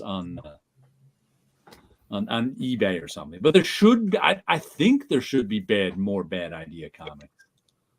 But I don't know what their plans are yet. But I know they have some sort of. Well, I think Carl told they might, like, all this is tentative. They might be doing a choose your own adventure comic somehow, but I don't know. That could be today's plan. I really have no solid answers for you except they're figuring stuff out. Just tell us. I wish I knew because I'm not getting a paycheck from them. Just tell us. You know. Seems like they're becoming a cult collectible. That would help. Paulo, do you have any free comic book day in your parts? The 2 comic shops do free comic book day. Ah, cool. Are you planning on getting anything? No. I've never bothered with a free comic book day comic. Yeah, free comic book day really isn't for me. You know, I'm not the fan they're looking for on free comic book day because I go to the comic shop every week. They've already got me. I kind of feel that way as well. That's not for me. That's for the new people to come and try it out. Yeah. I usually, or what I used to do when before the pandemic and all that, I used to go to the comic book shops and do like sketches. Okay. And stuff like that. So I would be like one of the guests of the shop and do it that way, just for the fun of it and like contribute in that kind of manner. Because again, it's like those books. I don't need a whole bunch of extra books. Yeah, exactly. Take up space and sit there. I have a few, and they're taking up space. Yeah, and it's like. I'm only really interested in the books just to see what people are putting out. Yeah. So it's more of like that kind of a thing. I usually, well, if there's one I want, my comic shop owner will hold one for me. Otherwise, like the next Wednesday, I'll go in and maybe pick a few up. He's just like, here, take more. Take more.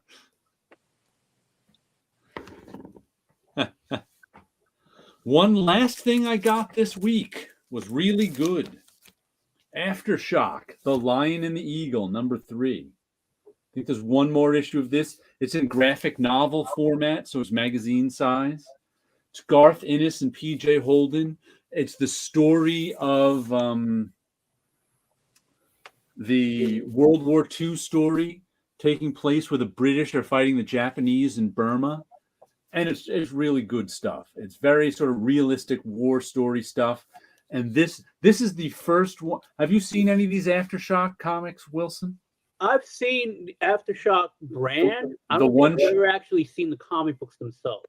Well, they started last year putting out one-shots. They're in graphic novel format. And I started picking them up because I stopped buying Aftershock comics because they started doing $5 first issues, and I was just like, no thanks. Mm-hmm. But then they started putting these out. I think this one's $8, but most of them were like $7. I think $7 for graphic 40 pages graphic novels. I started picking them up just for that because like one of the reasons I liked them was I didn't have to decide if I wanted the second issue. Yeah. I just got a done in one graphic novel I could read and enjoy or not. I ended up buying all of their one shots, about 6 or 8 of them. I can't remember. And then this one came out, and to everyone's surprise, like to my surprise and a couple of the people in the comic shop, it's actually continued. I think there's going to be 4 of these. So it was like, oh, that wasn't a one shot. It's to be continued. I guess I got to get the other ones. Yeah, but that's a great price point for 40 pages. This one's $8 for 40 pages graphic novel size, and real like Garth Ennis and PJ Holden. The one criticism I have of the art is that I don't think it. I think the tools he is using don't hold up to this size in terms of some of it looks like it could. It's the inking I don't like. I find the inking a little thin sometimes. It's like I want more sort of brush or pen work in it. It looks like he's doing twice up original art with 1.5 times up tools and not compensating, kind of thing. Sometimes, not always, just sometimes. Just a slight criticism of the art that, well, Sleepy Reader said something similar to it, but I don't think most people would notice. Let's see what we got here. I went with my nephew when he was young, but the last few years I've gone a few days later when the crowds are not around, and there's still a few. Yeah, there's not a lot of crowds at my local comic shop. So sometimes some of those free books are just taking up space. They sure are. I'm never really into reading something unless I pay for it. True commitment starts with putting. There is that. There is, but like I said, for me, if I want to try something out and it's free, I will. But Aftershock one shots were better on average than the ongoings. Oh, that. Yeah, it interested me more than the ongoings, that's for sure. Burma was a terrible war scenario, long jungle marches and diseases, etc. Yeah, and this one especially, I didn't realize in this operation, they had before, like some of the soldiers in here have done this, like they had parachuted behind enemy lines to create havoc. But that was small groups. The idea here was to parachute in a very large group. I forget what size it is, battalion, corps, I don't know what the sizes are, but hundreds of guys. And then they were going to supply them all by air.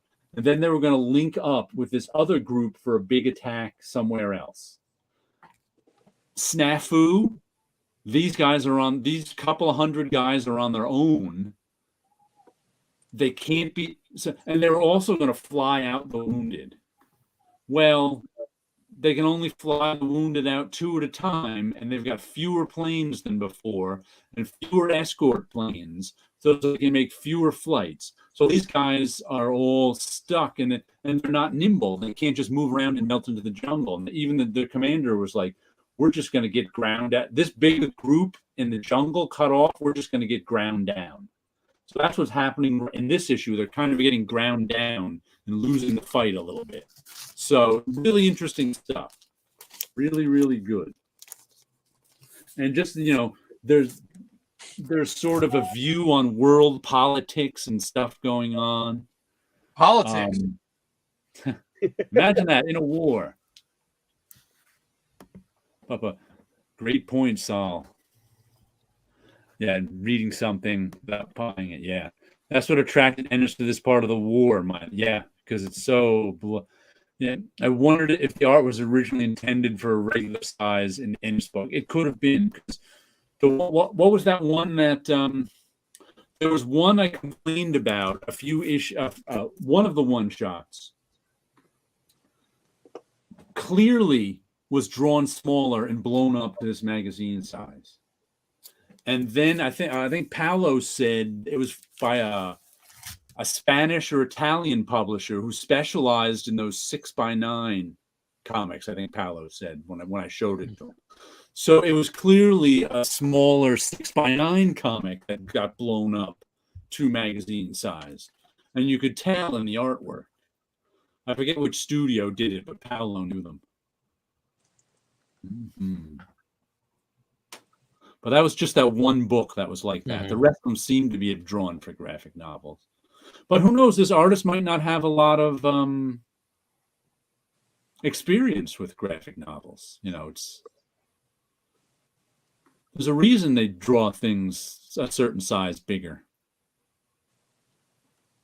and use certain tools.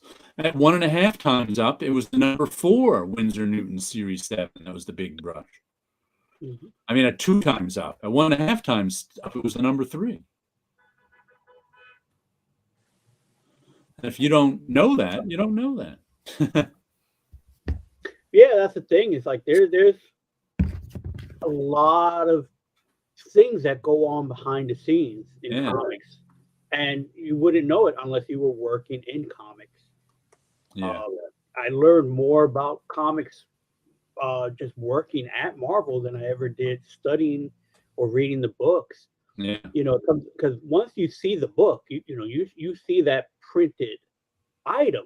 I was blown away the first time I saw original artwork that had whiteout on it. I didn't know you could make mistakes. You can make mistakes and clean them up. Because again, you just see the finished product and not know how it's actually made. One of the most interesting things that John Romita told me once. First of all, let's start with one of my art teachers back at SUNY Purchase.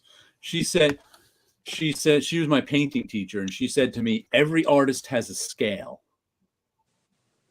Some artists like working real big. Some artists like working medium size. Some artists like working small. One of the key to finding yourself as an artist is finding your scale. That always stuck with me when she told me that, because I think it's true. Over the years I've been doing this, I've been able to learn new scales, but I was much better at bigger, especially back in the day. Now I'm pretty good at smaller, but I was much better at bigger. And talking to John Romita one day, we were talking about, and I think he was talking about Don Heck. We were talking about, the original art size going from 16 by 20 to 11 by 17. John Romita said, he was like, I think some guys didn't survive the smaller paper. And he pointed out Don Heck as one of them. He said, I think at 16 by 20, Don Heck was much, much better than he was at 11 by 17. And I was like, you know what? That ties into all artists have a scale. And I think that's true. Like there were some artists who they just didn't work as well at 11 by 17. Mm-hmm. I was like, that's interesting. I can see that. Yeah. I can see that. Well, it is during that time that Don Heck starts getting a bad reputation, right? Yeah. Yeah, totally undeserved. Mm-hmm. The size of the art could have had a lot to do with it. He was just better. And I'm sure, I can remember reading at Marvel, there's a few guys, I can't remember who now, who drew at print size. Meaning they drew the actual size of the comic book, 6 by 10 or 7 by 10. And it was like, they drew pretty well at that size. It was like, wow. That's kind of amazing that they can draw it at that size. Ryan Otley draws small. Who? Ryan Otley Ryan Otley draws small? draws on like not print size, but it's like I think 11 by 14. Okay. Well, and I think if you're one of these guys who grew up now with these Copic markers and things, drawing smaller might suit you. Because the Copic markers that they ink with are all small. Yeah, and I think it comes down to, as I mentioned before, not knowing what's needed to create these things. Yeah. So we see comic books at that size. Mm-hmm. There's plenty of times where I've done portfolio reviews and people would bring me almost finished work on one page. So they penciled it, they inked it, they attempted to letter it and color it. because they have no idea what the process really is. Right. And again, it's like, and you can't tell what they're good at, because at that point they might have covered what they're good at with it. You know, maybe their inking is good, but it's covered, it's over bad penciling, and then it's colored over that, and then the lettering, which is hand done, by them not really knowing how to do it, you can't really tell what it is. But you have to kind of tell the person to pick a particular portion and then try to get good at that part. Yeah. Here's a question from Tit Goblin. Can you professional guys truly tell in this day and age if art is digital or traditional or a mix of both once published? I can't tell today because some of the brush apps and stuff are so good. Digital has gotten so much better at mimicking traditional art that I can still tell most of the time, but not all of the time. Mm-hmm. The easiest tell is in coloring, especially if it's an artist who draws in color, in that with art on paper, you can't put white over color cleanly. Digitally, you really can. You can, when you, so that's one of the ways that's the easiest way to tell, is look at if they're drawing in white at any time, look how clean it is. And if it's as clean as a whistle, it's digital. If it's a little ragged, it's traditional, because it's tough putting any kind of white paint over colored paint. Mm-hmm. Other than that, I can sometimes tell by the line quality. Like I was just looking at Reckless, the Sean Phillips one. And Sean Phillips was always traditional. Then he switched over to digital for some stuff. Then he switched back to traditional. And I was looking at that drawing he did today, and I'm like, I think he switched back to digital. I didn't really give it a good look. You can also tell by the line weights. The less as good as the brush apps are, when you grow up on digital, you don't vary your line weight that much. You use a thick line, a thin line, a medium line. Your line doesn't go from thick to thin to medium, let alone from thick to thin to medium to thick to thin. So if you see a lot of lines that are similar line weights, that's usually digital. How about you guys? Can you tell? I can sometimes. Chris can't even tell red from green at the minute, so I could tell sometimes if they're drawing buildings and mechanical stuff in the background. Oh, you can tell if they're 3D modeling their buildings. That's easy, I think. But that's they can do that and ink it, or put it in later. Yeah, that's an easy tell too. Yeah, there's certain easy. Other than that, I haven't looked close. You really have to look. You have to really look, and there's only a few artists that have switched to digital that you could almost tell that, or you can't tell that did it, because there's something just a little off, and you're not sure what it is, and that's usually the tell. That there's you can't tell. Brian Boland has been all digital since the late 90s. You can't tell. Mm-hmm. Except I remember he said art dealers consider him a dead artist. Mm-hmm. Because there's no new Brian Boland physical art since the late 90s. Let's see. Do you know any of artists who have gone back to the larger 2-up page size? Eric Larson has sometimes. I know he has because he said so in Savage Dragon. He's done a couple of issues of Savage Dragon, I think 2 or 3 years ago, at twice up, just because he wanted to.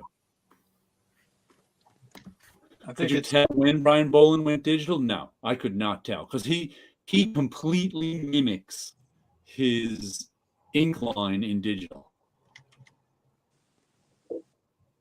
And he works no differently in digital than he just completely mimics his traditional style digitally. Can you tell when someone's been using digital, Chris, as opposed to anything else? No. Can you tell blue from green? No. Chris was just telling us he's so deep into coloring, the colors don't even look like colors anymore to him.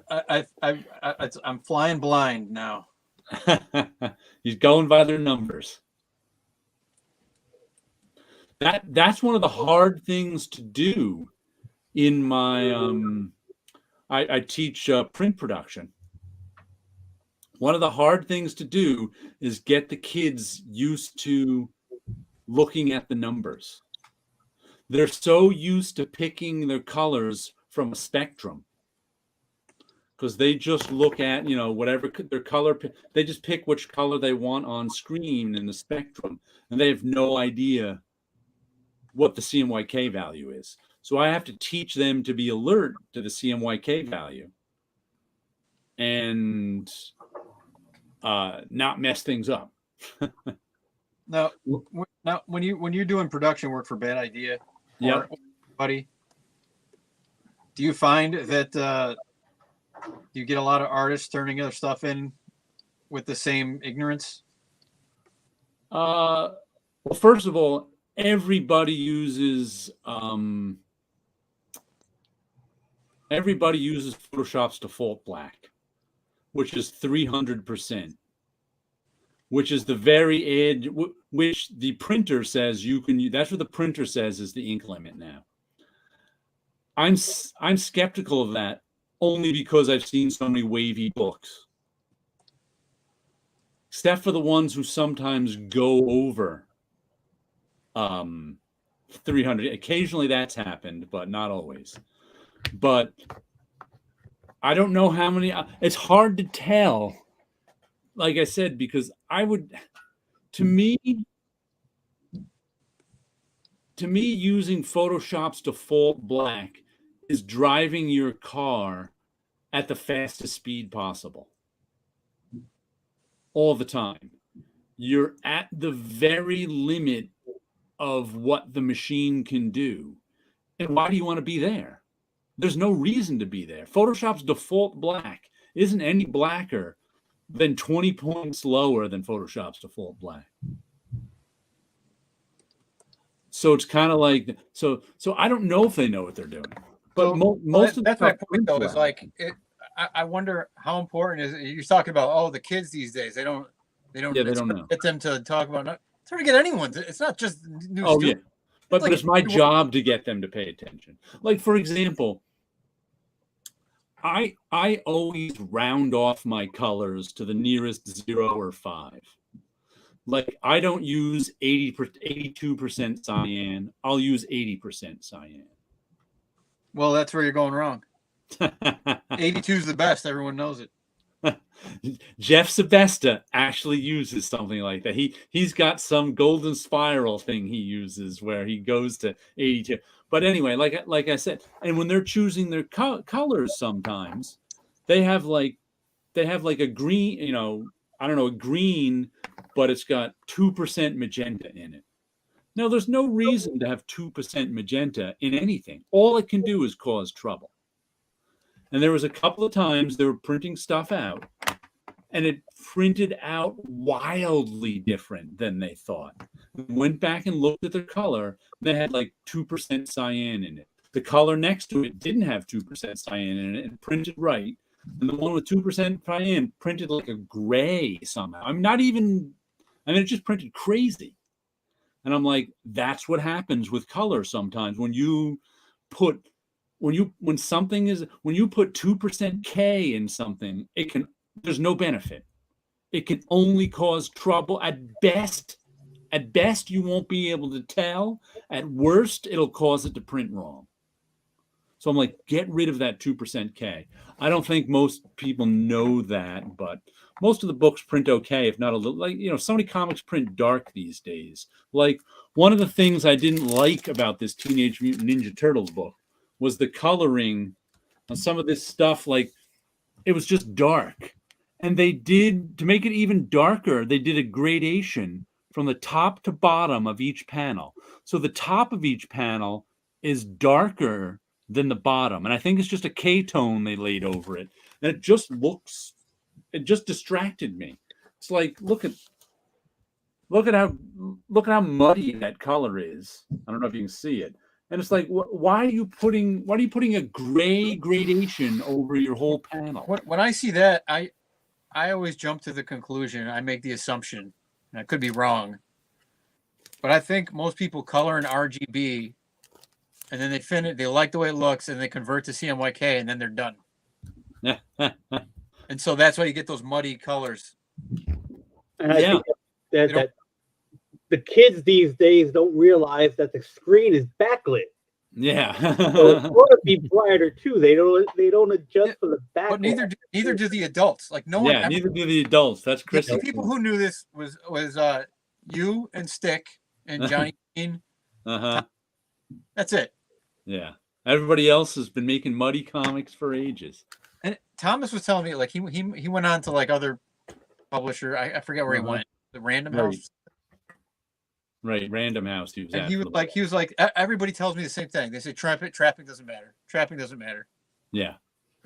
It's like, so why even teach it? We just interviewed a Portuguese artist who draws each panel on a full A4 page, I think. Wow. Chris just sees the Matrix now. Maybe looking at the color too long is why so many colorists on comics these days seem to lean into shades of brown. There we go. Yeah, I think they know how to color. They hand in their job, but they really don't know how to color. Some guys clearly do, but some guys are like, they just do the job and no one tells them it's wrong, and they get their next job and they keep going. Well, like I said, this issue of coloring on The Last Ronin really bothered me a little bit. I was like, what the heck's going on here?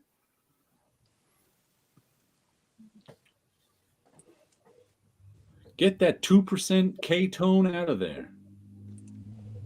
I wish I could see the Matrix.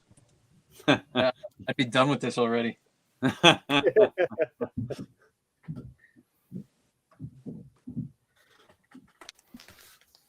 Who wants to see some stuff coming out in comic shop news? I would be the one. Have you heard of this European series, Paulo? Prométhée? Prométhée? Prométhée 1313. Why are they calling it that? Graphic albums written by Christopher Beck and illustrated by Alessandro Brocchi, Stefano Raffaele, Jean Diaz, and others. Let's see what they pick. Here you go, Paulo.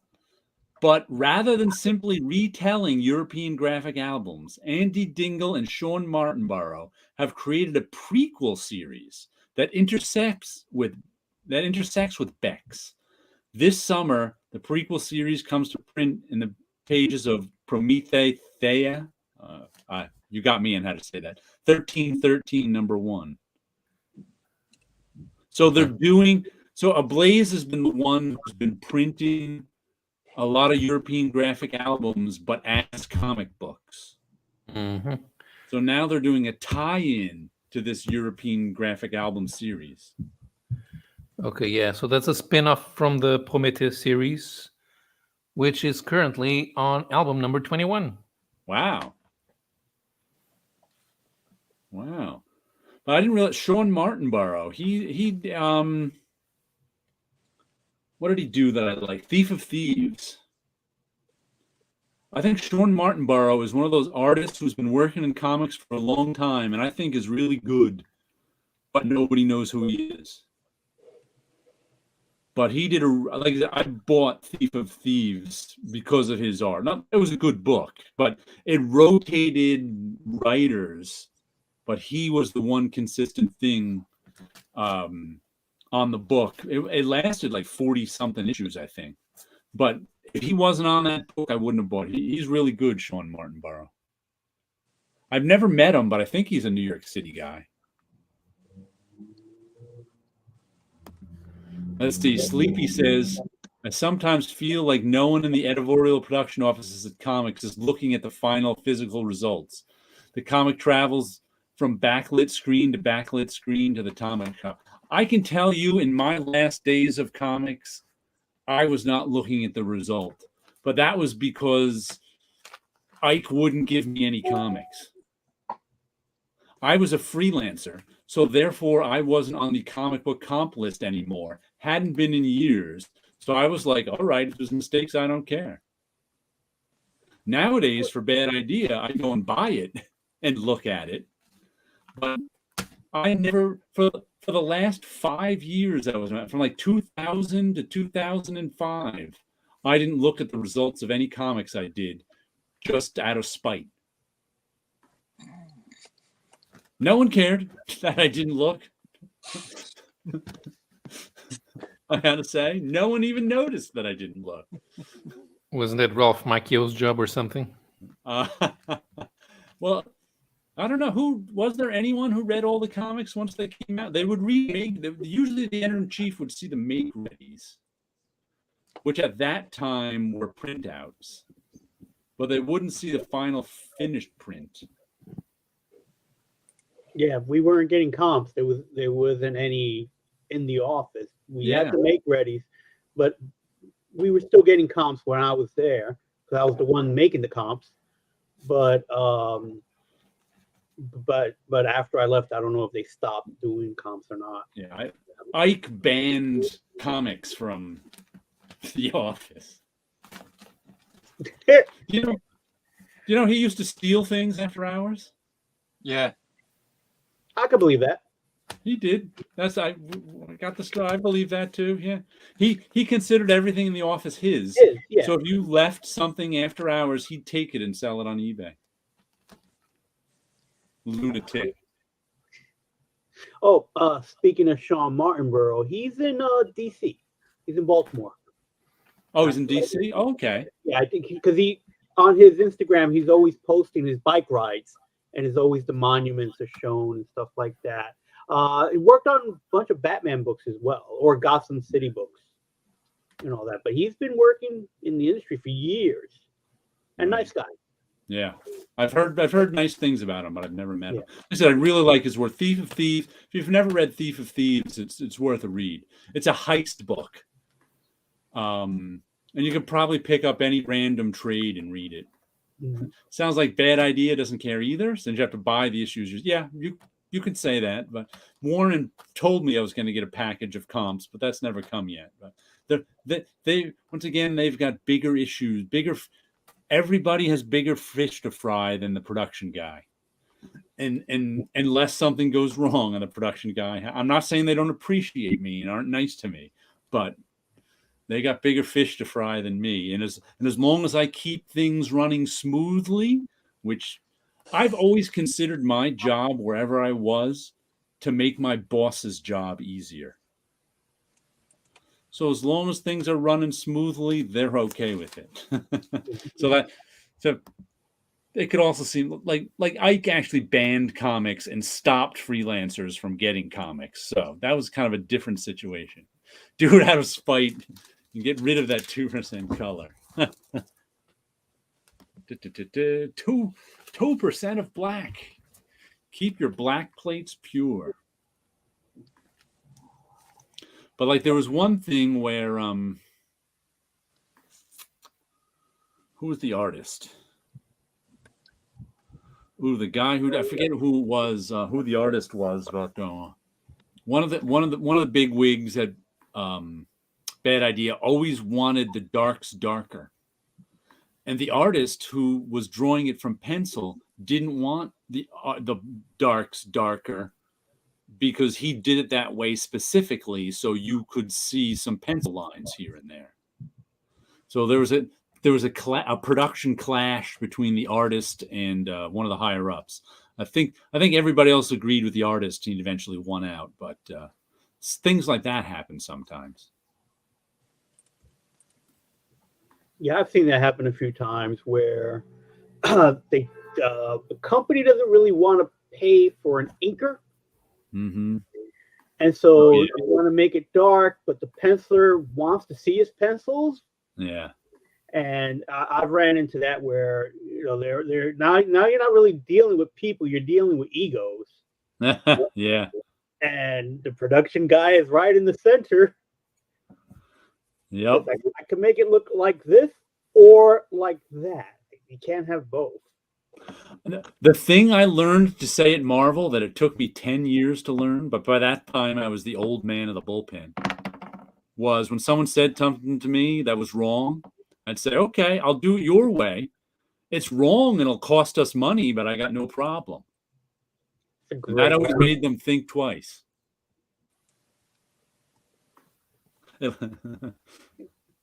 Oh, here's a funny story that just happened yesterday. I get a call from Ed Murr, who it turned out was in Bryant Park teaching his class, his drawing class, cartooning class. And he's like, I need, and I actually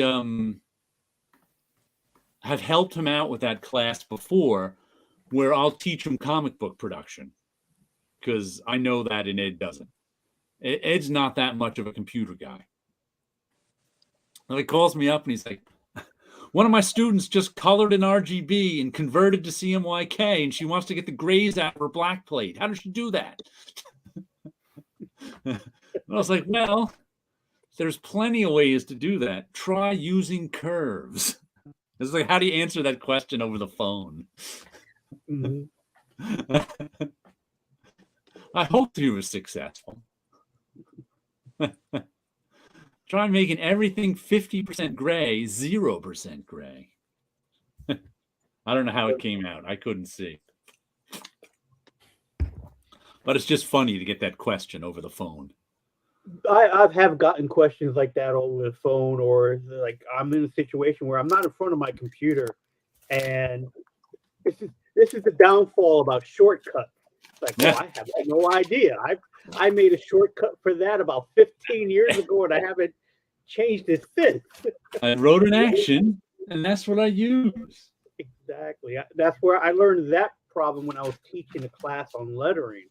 I was teaching a class on lettering, and coloring questions came up. And it's like, well, if you're also the colorist, you could do this, this, or that. It's like, well, how do you do that? It's like, well, I have an action for it. So I had to like look at the action and kind of reread it and go, oh, this is where you go. But it, again, is one of those things where I had learned when one of the times when I was working after I left Marvel, I got to work for a advertising company for a short while, for about a week, and they had me on one of their guest computers and sitting down, and it was like I was just hired to do some coloring on it. And so it's like, oh, I'm sitting in front of a computer that has none of my shortcuts, doesn't have my palettes, doesn't have anything that I would use. It is tough working on someone else's computer. Even to set up the page. And luckily at the time, I had learned I was carrying around my my iPod. That's how long ago this was. And the iPods back then, you can use them as basically a portable hard drive. Right. So I used to keep basically my brushes, my palette, and my actions on that drive, and then I could just hook it up to any computer and put it on there and be able to work right from there. But again, it was one of those things where it's like, oh, I had no idea what I was doing if you sat me down at a fresh computer. Does anybody remember Hawk? What is the name of this? Hawk the Slayer, some 80s movie that's now finally getting a comic book sequel from Garth Ennis and Henry Flint. That's odd. Hawk as in like the spin-off from Spencer for Hire? No. I think it was a fantasy movie, Hawk the Slayer. Huh. Garth Ennis takes readers back to the world of this 1980 sword and sorcery movie with a direct sequel to the cult favorite film. And it's do by not a company called Rebellion. Rebellion are the guys who own 2080 nowadays. Okay. Oh. That makes sense then. And it's Henry Flint? I thought it was Flint Henry. Yeah. Wasn't there a guy named Flint Henry who used to draw Grimjack? Yeah. Here it says Garth Ennis, Henry Flint. I wonder if they made a mistake on it. I thought it was Henry Flint Henry. That's weird. You never know names of comics because, people had changed their names so many times. Yeah. And they're coming out with a whole bunch of image firsts. This whole page full. Scumbag, I Hate Fairyland, Department of Truth, Aerosmith, Walking Dead, of course, Nocturna, Hack and Slash, Devil, what is that one? Death and Glory, Astro City, East of West, Descender, Little Bird, Middle West, Monstrous, Kill or Be Killed. Well, I have to get that Monstrous one because I sold my first issue a couple of years ago. I have all the other ones, but first issue. But sometimes I take those cheap books and make sketch covers out of them. I put my own Bristol on, as Chris does sometimes too, and make a sketch cover out of it. I got some here. Well, that's cool. It's a good idea. Yeah. The black color and the darker conversation sounds like Spinal Tap movie time. I like how much more black could this be? And the answer is none more black. Make it black 11. There we go. See that? There we go. You put it on. 1991. But it's a sketch cover. Look at that. Very nice. Anything on the back? Blank. Okay. That's for another artist to do. Very cool. That's for another artist.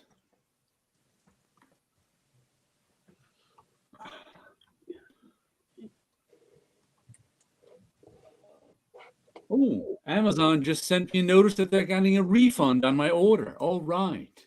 There you go. All right. I have to show you guys how badly that book was mangled. It's crazy. It is crazy how mangled that was. I should post it on Facebook. Because I have never seen an artist edition that badly mangled. Are you on Facebook much, Chris? I log in for like 2 minutes Okay. one day just to see if I got any messages or anything, and I All right. most of the time I don't, and then I just get out of there. Because I was thinking Paulo and I should add you two to our Cavern of Chaos Facebook group, just so everybody's in one place. Hey, we lost Wilson. Where'd he go? He was kicked out. Wilson Rainbow. Well, now that asshole's out of here. Oops, I almost forgot to say that. I forgot to say that when Chris went for pizza. Oh, damn it. Yeah. Well, you could have said when Chris came back, because you didn't bring any pizza for us. Well, I knew that wasn't going to happen. He's just rude. You could have brought some for us. What an asshole! Should have shown us. I emailed it to you. Check the chat window. I'm sure there's a pizza emoji. There's got to be, right? How can there not be a pizza emoji? Looks like they don't refund shipping though. Luckily, shipping was only $5. I'm kind of particular about pizza. What was that? I'm kind of particular about pizza. I am. I'm not particular about pizza. I can just tell good pizza from mediocre. I don't eat pizza that often. Yeah, me neither. But But I know good pizza from mediocre pizza. I like lots of meat on my pizza. Hold on. Sleepy Reader's giving us a pizza slice. I knew there had to be a pizza slice emoji. Oh, mind the comic with a pizza slice. Pizza. All right. Nice. Pizza slices. So it's like, when I eat pizza, I'd prefer it to be. It's like I'm okay with frozen pizza. It's decent, but it's not. A good slice of New York pizza. That's a whole different food group. It's like I even go up to my sister's in Orange County, which is, 35 miles from here, and the pizza up there usually isn't as good. You got to find a good pizza place. Some of the best pizza I ever had was up in Albany, because Albany College is there, which is a huge college, and there's 50 pizza places around it. And somebody went there and went, come on, I'll take you to the good pizza place. And took us to the good pizza place, and it was good. Wilson got kicked out. Don't worry, we gave you a now that asshole's gone. Oh, did you? Wonderful.